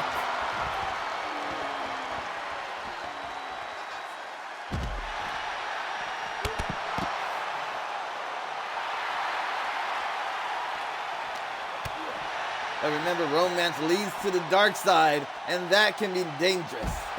I mean, if you ask Anakin, romance is gonna cost you an arm and a leg. That was embarrassing.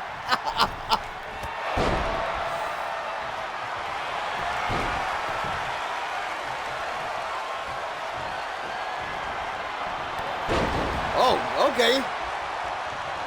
An aggressive / enthusiastic clothesline from DDP, taking Goldberg down. Big Show rolling to the outside. Goldberg got DDP up jackhammer applied. Go for the cover. 1, 2. 2 count only. DDP still in there.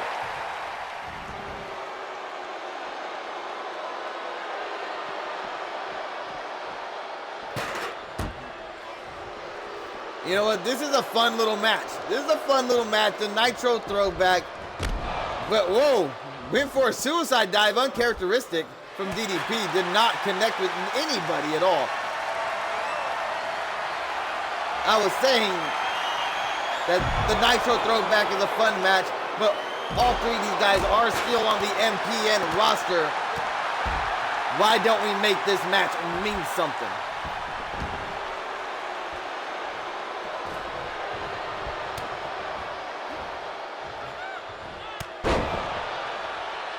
I don't know where these 3 individuals are going to be ending up, be it Shock or be it Escape in Season 3.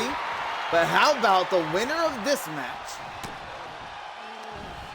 faces the winner of the Raw Throwback match that happens in Night 2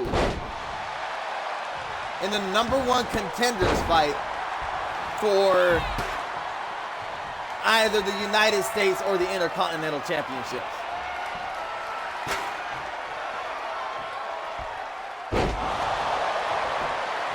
That's me thinking on the spur of the moment. What do you guys think?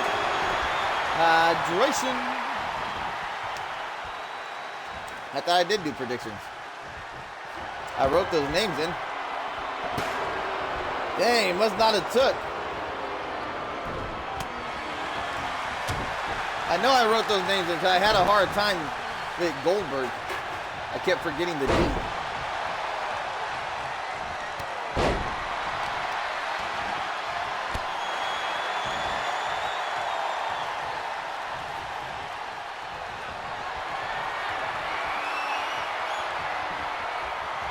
Goldberg, another jackhammer, this time to the Big Show, and DDP there to break up the pinfall.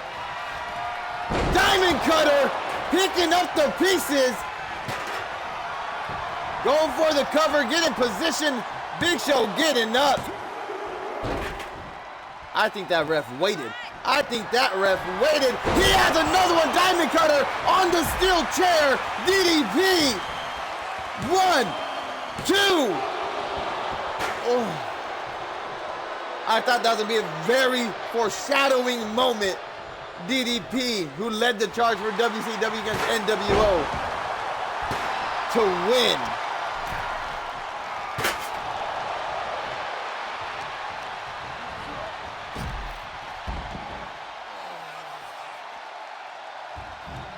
All 3 men on the outside now scattered about your screen. And still Bill Goldberg going for those steel stairs.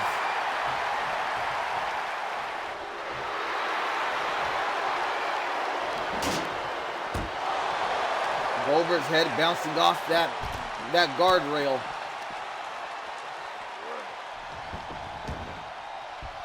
And Big Show throwing DDP in the ring, looking for a win. He was gonna set up for the big choke slam. The DDP was just a little too fast. Goldberg bringing in the chair. This is gonna be a long way down. With arms fully extended, over a 7-foot man, that has to be at least an 8.5, 9-foot drop for you. Am I wrong? This is the way, says DDP, as he goes for the avalanche diamond cutter, and then meets the chair to the back of the skull by Bill Goldberg. What a finish. DDP, this risked it all. Diamond cutter off the middle rope, and as soon as he hit the floor, felt that steel chair connect with the back of his skull, and Goldberg picks up a victory. Here is your winner, Goldberg!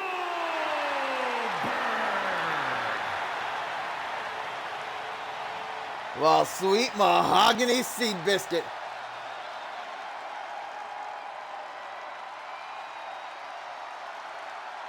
I was going for DDP in that one, guys. Goldberg, look at Goldberg's a menacing.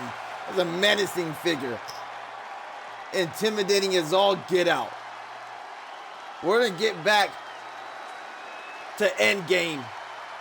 Take you back to the Endgame arena. No more throwbacks. Let's finish off strong. We got the IC title on the line. We got the Global Championship on the line. It's coming up at you. Stay with us.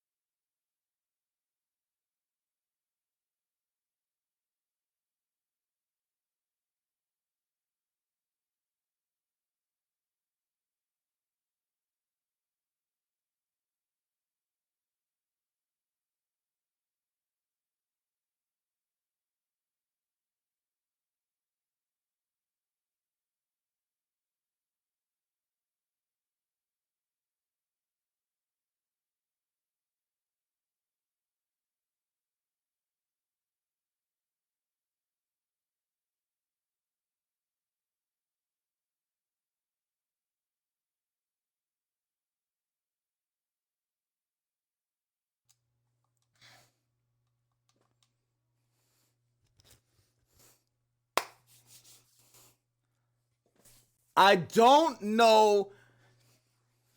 I don't know what he's doing there. I don't know what strings he's pulling. I don't know who he's in cahoots with. He's in relations with in the board of directors, because Chenzo did not earn a spot in this match. Straight up, Chenzo has not earned a spot in anything. Chenzo is on one of the biggest losing streaks that we've seen in MPN, and still he's finding himself in championship matches. The following contest is a triple threat extreme rules match. I don't want to start rumors. I don't want to start rumors. Wrestling National Championship. There's a certain somebody in the board of directors who's been very lonely since Triple H has been on the road promoting the Myriad Pro Wrestling Network. And if Chenzo is taking advantage of that to get title matches, well, damn that guy. Damn that guy. X-Pac and Braun Strowman fought real matches to earn real opportunity for this very real hardcore championship, and Chenzo just brown-nosing his way in there.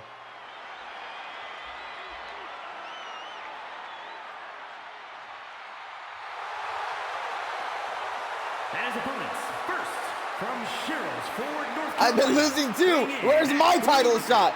Look at Kurt Angle. He losing matches all the time. He wants a title shot.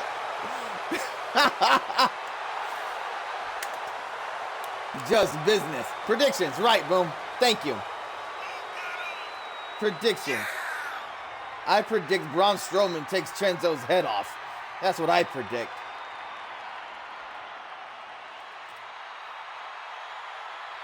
Strowman. X-Pac.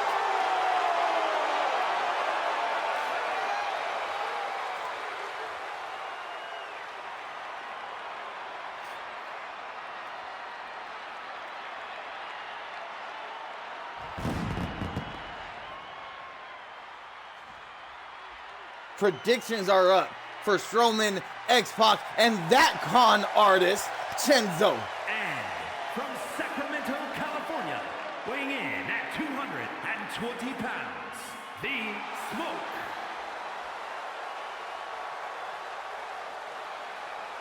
I smell a bribe, Chenzo. Look it. All of a sudden, look how nice he's dressing too. Very recently, he started dressing really nice. Come across some good money recently, Chenzo? Is that chain shinier than usual?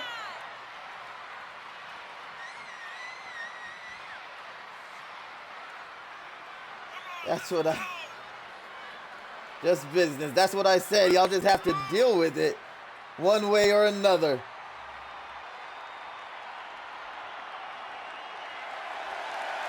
They're going to team up with the Wolfpack too. Wouldn't be surprising. Wouldn't be surprising for Chenzo to team up with the Wolfpack after taking away these opportunities earned by other MPN superstars. Chenzo, back in the day, Chenzo was a very fair guy. He liked the competition.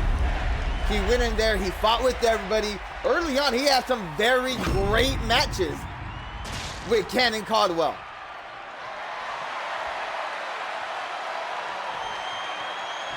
But now, I don't know what to make of this character. The MPN Hardcore Champion, the very first one ever, will be crowned here tonight. And Chenzo snaking Braun Strowman.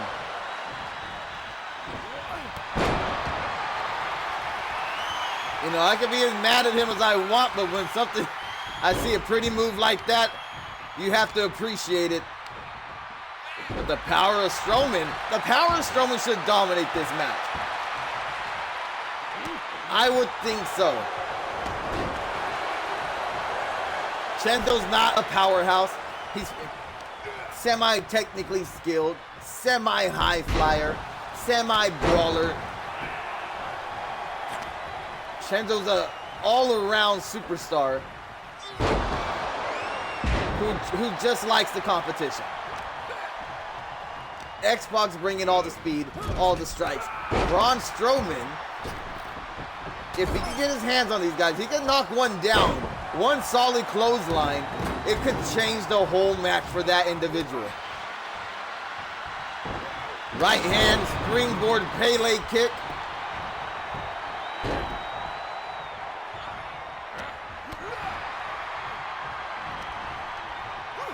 Ain't hating, just trying to get my title shot. He said, matter of fact, I think it's in the promo that got nominated for best promo of season 2. Where he said, by any means necessary, I will have my moment at Endgame. Is this what he was referring to?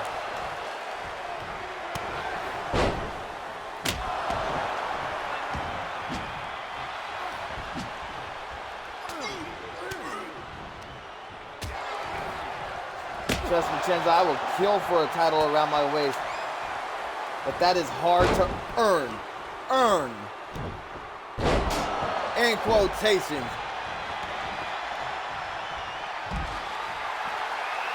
Accents on earn. Gotta have the street smarts and business savvy sometimes. Hey, you know what? Not gonna lie, that is definitely part of the business. That's definitely part of the business. But sometimes you just hope some of these MPN guys come with a little bit of integrity. But hey, Chenzo been through a lot. Chenzo been through a lot. Like I said, one of the longest losing streaks that MPN has seen has come from Chenzo. Maybe something like that could change a person. Maybe it could change their attitude, their outlook on things, their way of doing things. Chenzo, the guillotine, wrapping up X-Pac. Come on, Strowman, break it up.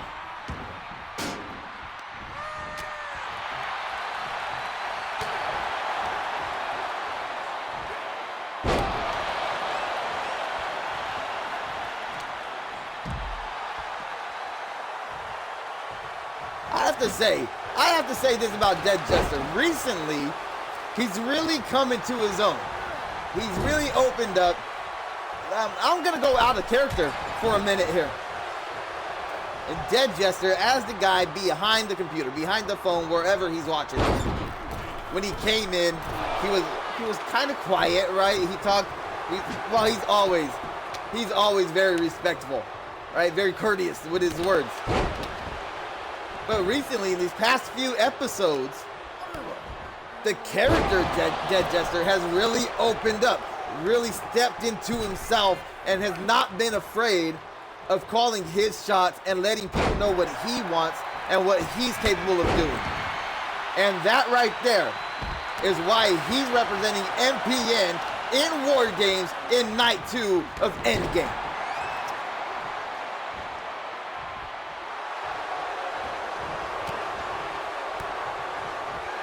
X-Pac hyping up the crowd, hyping himself up.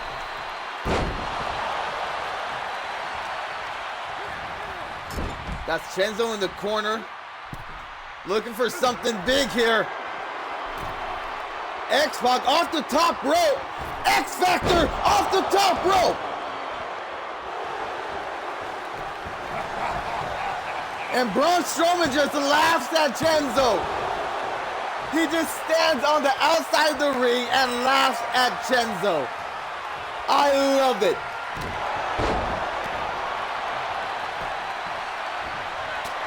Gabriel for life. What's happening, my guy? Welcome in. Haven't seen you in here in a minute. Right now, we're looking to crown the very first MPN Hardcore Champion. They're going to be representing that Hardcore division on Escape when the brand split happens for Season 3. It's beautiful. I mean, I got a flat tire this morning, had to deal with that situation, but it could have been worse. Turns out it was just a hole in the tire. They're able to patch it for free. So, you know what I mean?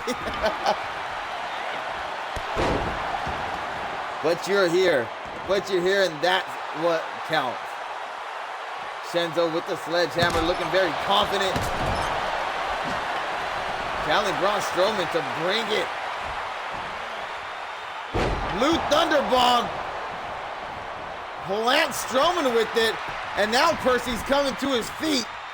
X-Pac got to break up the pin if he wants to become Hardcore Champion. Does so. You know what? It was kind of a funny situation. But wait a minute. Another guillotine choke on X-Pac. Get him, Strowman. Oh my God. I can't do this. Why do I put myself through these things?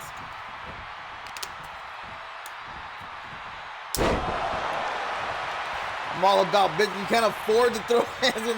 Hey, that was clean. I like that. That was fire. But if Strowman wanted these hands, Chenzo's certainly giving it to him right now.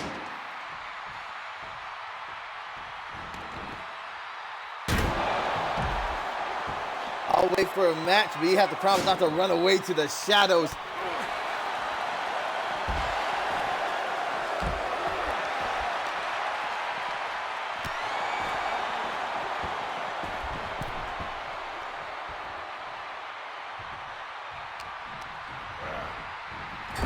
I think X-Pac, after taking 2 of those guillotines from Chenzo,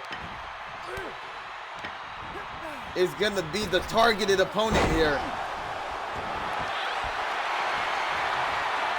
The bear hug by Braun Strowman. The bear hug by Strowman, and Chenzo leaned up on the ropes. X-Pac is going through it. He may tap out. Chenzo able to save X-Pac from tapping out, keeping the match alive and his championship opportunity open.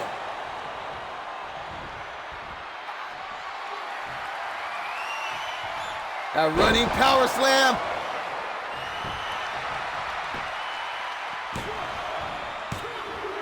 Look at X-Pac. X-Factor. And a Northern Light suplex doesn't bridge it. He doesn't go for the pin on Strowman either. He goes for the sledgehammer. Kicked in the face. Chenzo doesn't get all of it there.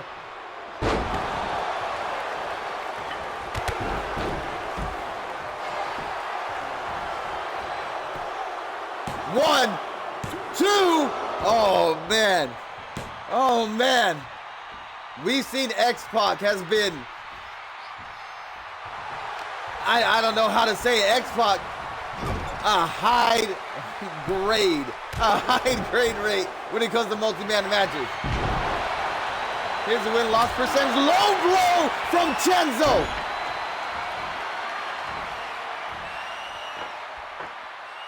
And he goes for the pinfall.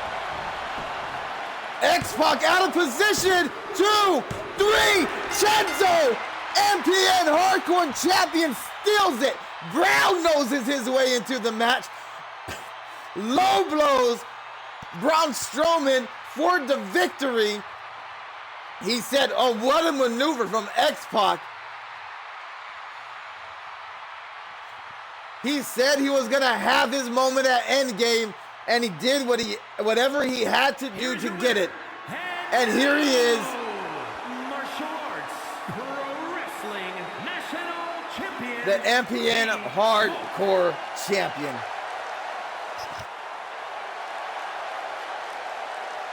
No way, dude.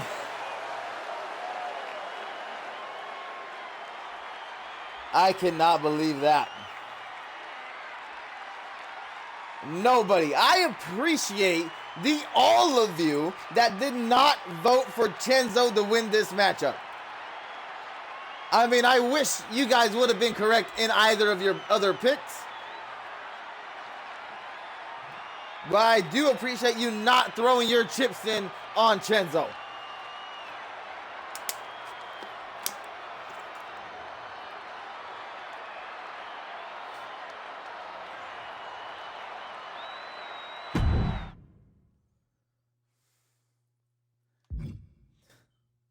Okay, guys, this is it. Main event for night 1 of Endgames.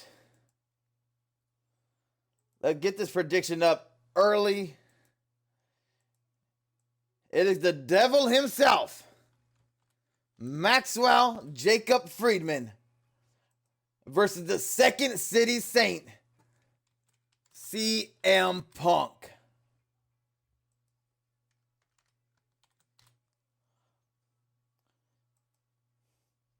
For the MPN Global Championship.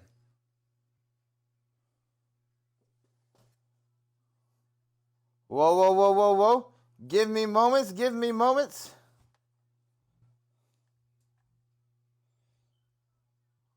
I have to make sure that that championship is on the line. MPN Global Championship. Here we go.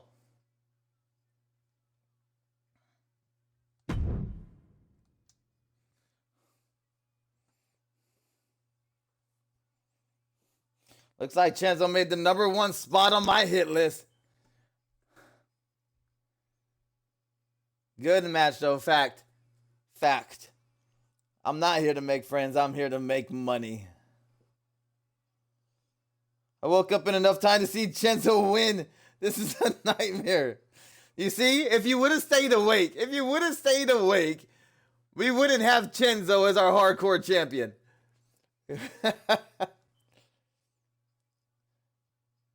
I think it's a very fine consideration to make, Gabe. I really think so. I'm not biased at all. I'm just but we will more than definitely give you a warm welcome here at MPN, where there is very fine competition.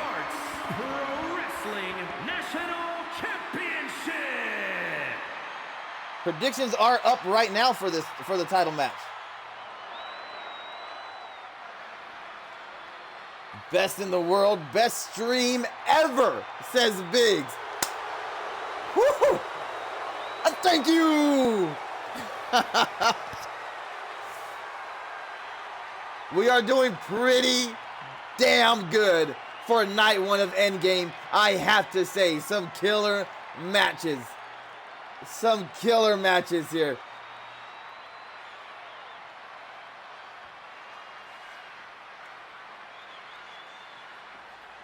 Some big upsets, some big news took place tonight.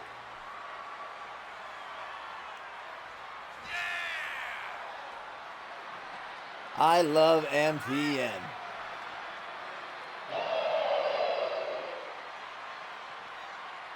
When you're in the ring, friendship is out the window, Chenzo. It is all about the will to destroy and take names. But in my case, souls. Chenzo, glad to crush your dreams.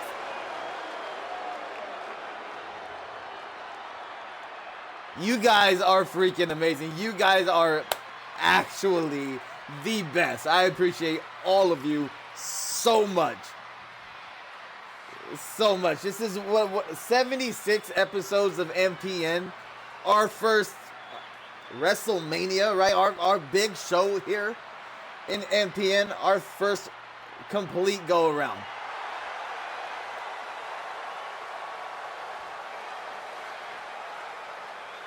And some of you guys have stuck with me from the gate. There's been a few to come and go, and some of you guys, I'm just gonna, Chenzo, Biggs, Red, King of Kings. Noobsy is rather new, to be honest. You're semi-new, right? I mean, you don't really know what was going down in season 1. But he came through, he really showed up. He's there all the time in Discord. I've made him a mod on my Discord, and he's helped so much with making match cards, coming up with storyline ideas. A lot. If you enjoy the storylines that's happening in MPN, a lot of those have to do with Noobsy and Redface. So I do my part. Sure, I'll take the credit because I'm just that kind of guy. I'll be that guy. But they put in a lot of work, and I appreciate all of you guys. But right now, the very first Endgame main event. CM Punk versus Maxwell Jacob Friedman for the MPN Global Championship. He is the Martial Arts Pro Wrestling National Champion, MJF.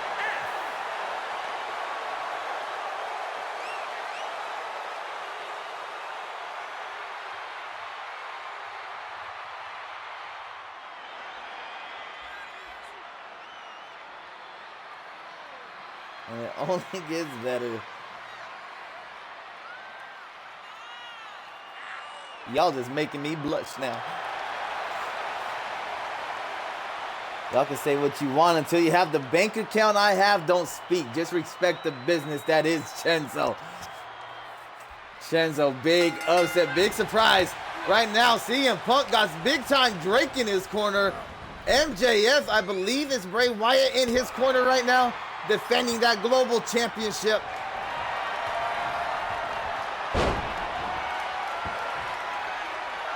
The sleeper hold applied.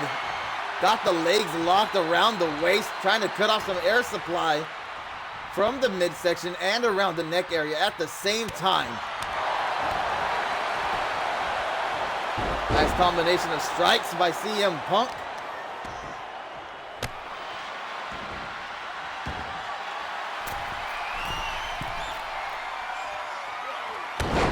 Wolfpack and Evolution 2-0. You know what? I have to look.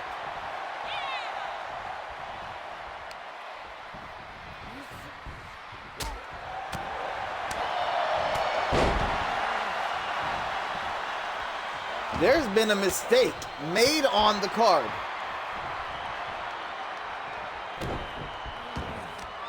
There's been a mistake made on the card. If I can fix it, then I will. Because we are supposed to have the American Nightmare Cody Rhodes versus the Big Red Monster for the Intercontinental Championship. I will let you guys decide. I'll let you guys decide. Do we want to add that after this match, or do we just want to add that tonight to this Thursday of Endgame?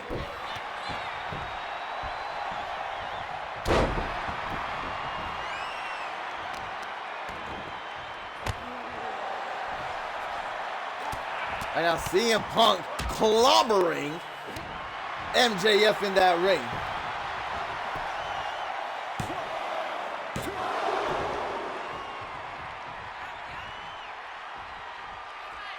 Attitude tonight. Night 2 says Olympic Gold.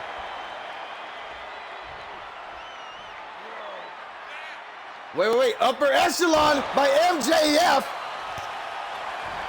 Stomping on the back of the skull of CM Punk. Percy Parsons. 2 count only. The devil himself in the Second City Saint clashing here at Endgame. And MJF locking in the crossroads. 1, 2. Again, a 2 count. CM Punk kicking out. Keeping the hopes and dreams of MPN alive here. Chenzo gonna lose about his first defense.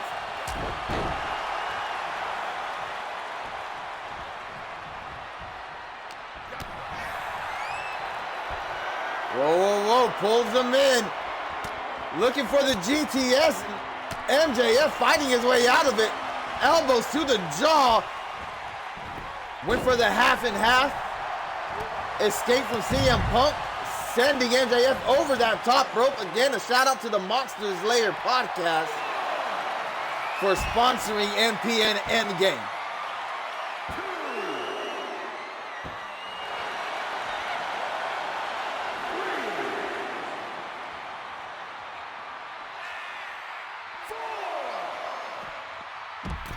MJF went for the legs before Punk could get in. But was a little too slow. Couldn't get there in time.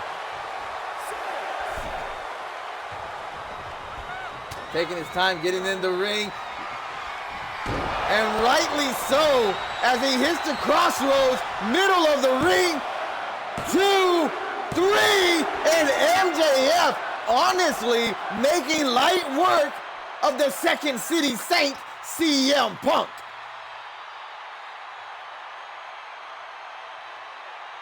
MJF walking into Season 3 as the MPN Global Champion.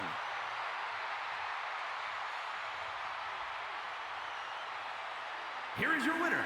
What in the sweet mahogany sea biscuit, man? Wrestling National Champion, MJF. I always say it, he worked very hard. Very hard, arrogant every step of the way. But very hard to become a champion. He lost it once, did crazy things. He held things on lockdown. He held MPN staff as hostages, basically tying them up, putting them in closets. The Josh Baker from the Shoot magazine sent attacks out on everybody in the locker room to get his title rematch. Got it, won the title back, and now defends it at Endgame against CM Punk, putting Evolution and Wolfpack up 3-0.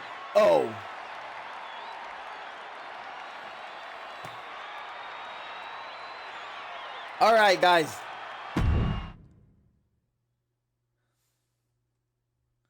That was meant to be the main event.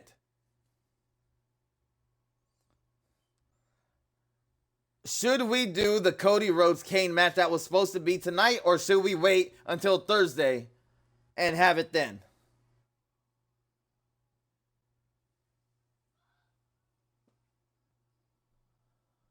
Jester saying night 2. It's 8. Oh.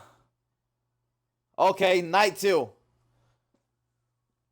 I agree. I forget some of you East Coasters are the 3 hours difference. It's late for you guys, huh?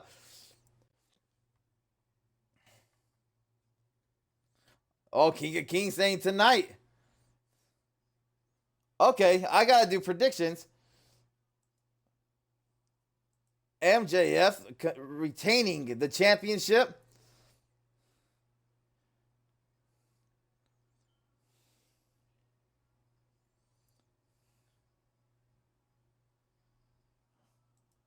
This is what we're gonna do. Real quick, 30-second vote. Night 1, night 2 for Cody and Kane.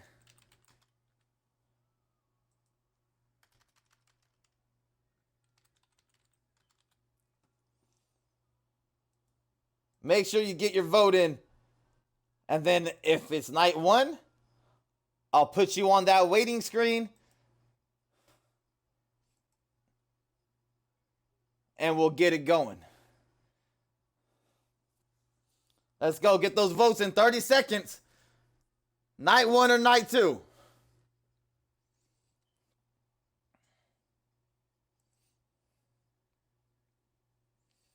Only one person votes so far. It's night 1.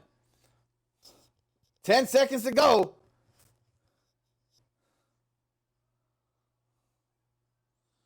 Three, two, one. Prediction outcome.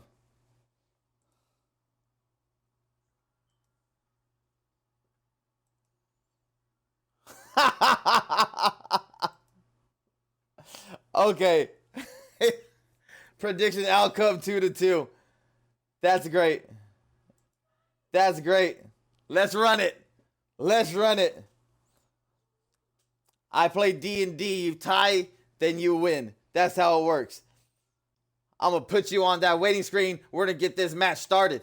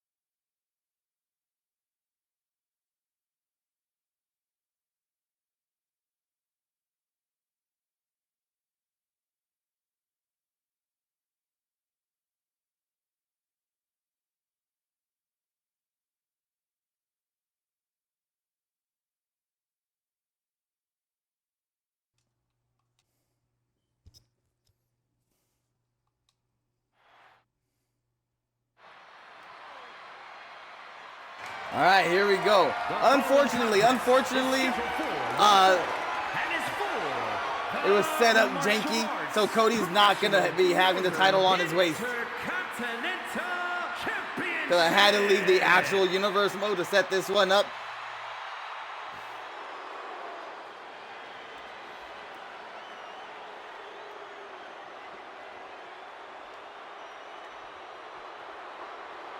Chenzo and Dead Jester going back and forth in chat. I love to see that. Fact, you might not be. You might not be. Making his way to the ring from the pits of hell, weighing in at 300. Who's with Kane? Pounds, Kane. Who's with Kane?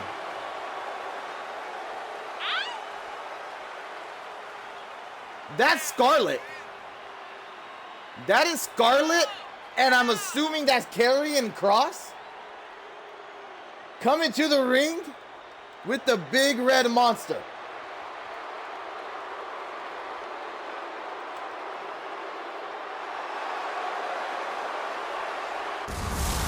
Predictions are up. I do not know why they're there with them. I don't know what the relationship here is.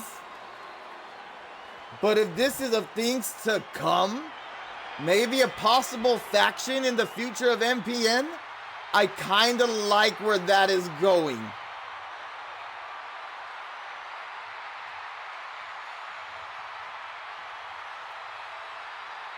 Predictions are up right now, yes, sir. Well, that's awesome.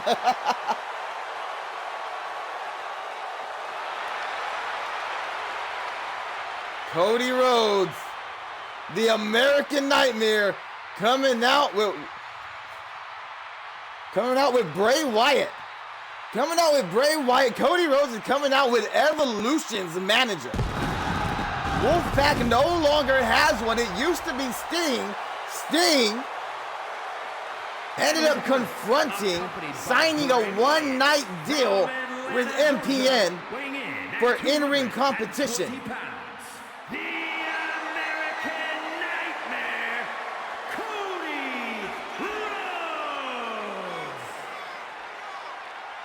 I'm sorry, I got caught up. I was looking at the trio of Scarlett, Kane, and Karrion Kross over there. Sting signed a one-night in-ring competition contract to be in a triple threat match, world title on the line. Xavier, the Smoke, and Sting. Sting does not want Smoke to hold that title. Thinks he's just, excuse my French, Sting thinks that Smoke is shitting on everything that Sting built in the Wolfpack by teaming up with Evolution.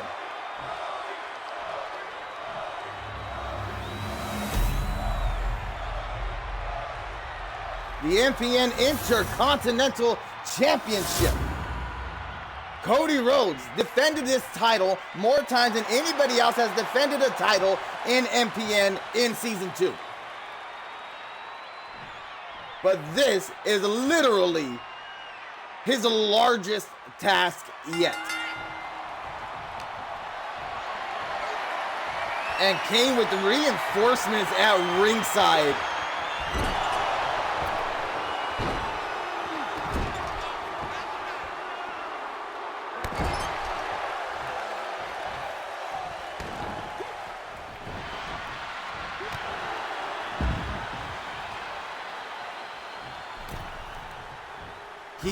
He is, right? Kane just pushing Cody off.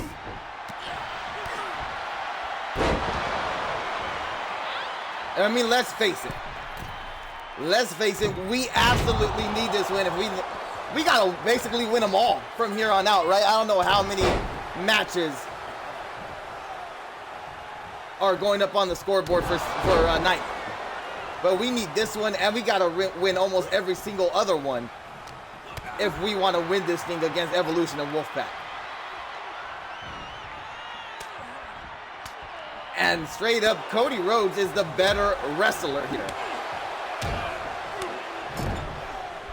We are rooting on Kane's strength and his ability to go to that other place. And hopefully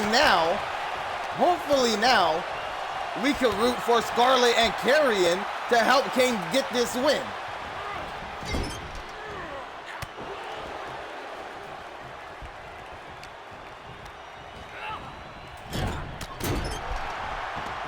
Forearm to the jawline of Kane's, just crushing him in that corner.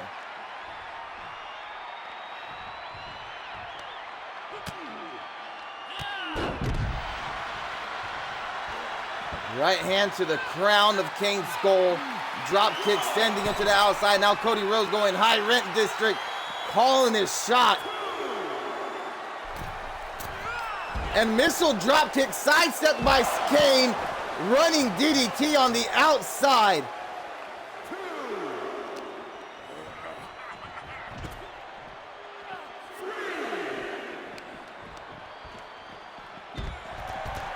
Right, Scarlett. I mean, I appreciate you being out here, but don't get too close. Don't get involved. One, we don't want a disqualification on our hands.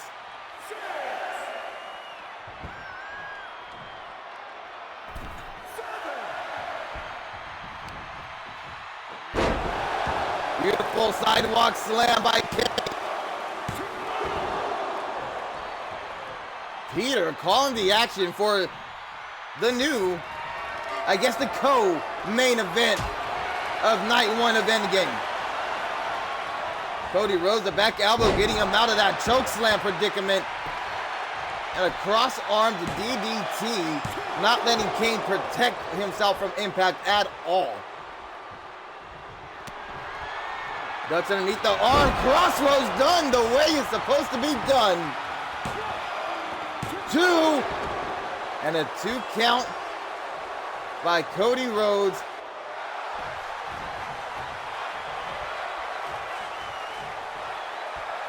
Cody looks for the Cody Cutter. Connects with the Cody Cutter. But carrying Cross, distracting Peter. Paying dividends for Kane already. If Peter wasn't distracted, Cody might have went for a pinfall. Deadlifting Cody Rhodes, running power slam. We need this, Kane. MPN needs this win. Cody Rhodes cannot walk out of here the Intercontinental Champion.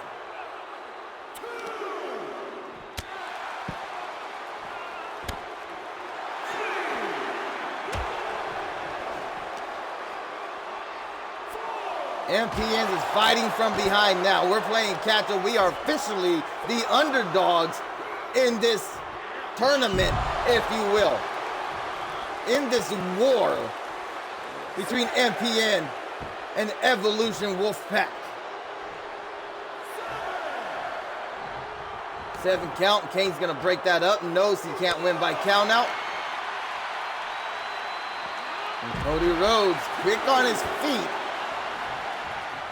Side Russian leg sweep. Bringing Kane down.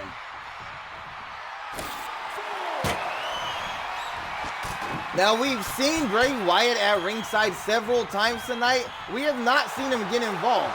I don't think Bray Wyatt has gotten involved while he's at ringside. He just kind of his own presence there. I think Bray Wyatt just being there is enough to get into the opponent's head.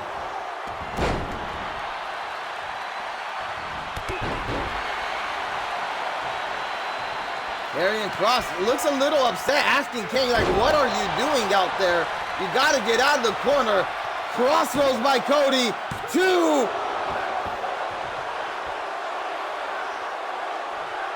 I need another water. I need a drink. Whew. Let's go.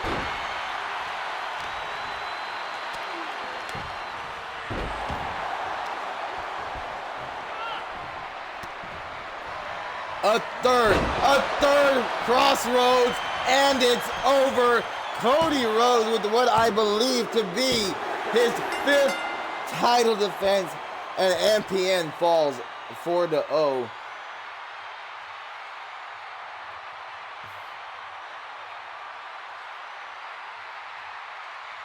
Congrats to Cody Rhodes, man. Cody Rhodes is the real deal.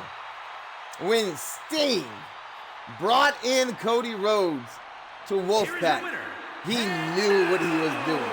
When Sting brought in Lita to the Wolfpack, he knew what he was doing. Sting handpicked champions to be a part of his squad. And Smoke is throwing it all away. Still a champ. Still a champ, Cody Rhodes. But Smoke teaming up with Evolution, spitting in the face of his uncle, the iconic, the legendary Sting, is disrespectful. Let me do these predictions here, the prediction outcomes. Night 1 of Endgame is officially over. Thank you guys so much for being here. Thank you for bearing with me through all the surprises, right? All the surprises, all the upsets. Oh my God, the upsets. How we're down 0-4. Best debut, season 2 debut, Algin Tanaka. Best heel of season 2, Maxwell Jacob Freeman, the devil himself. Best rivalry goes to MJF and Savio. and female MVP of Season 2, Lita. Congrats to all you guys. 5,000 EBs for those awards, I tell you what. I will see you guys next time. Let's find somebody to raid here. What do we got going?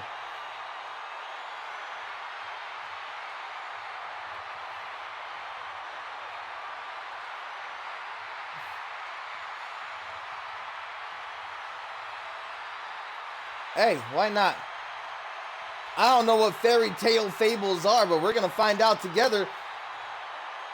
We're going to start rating some new people. Be ready for Season 3. It's going to be a whole new MPN. It's going to have a different feel, possibly have a different look. Who knows? But again, thank you guys for hanging out with me. I will see you guys Thursday night for Night 2 of Endgame. Bearded Breed out.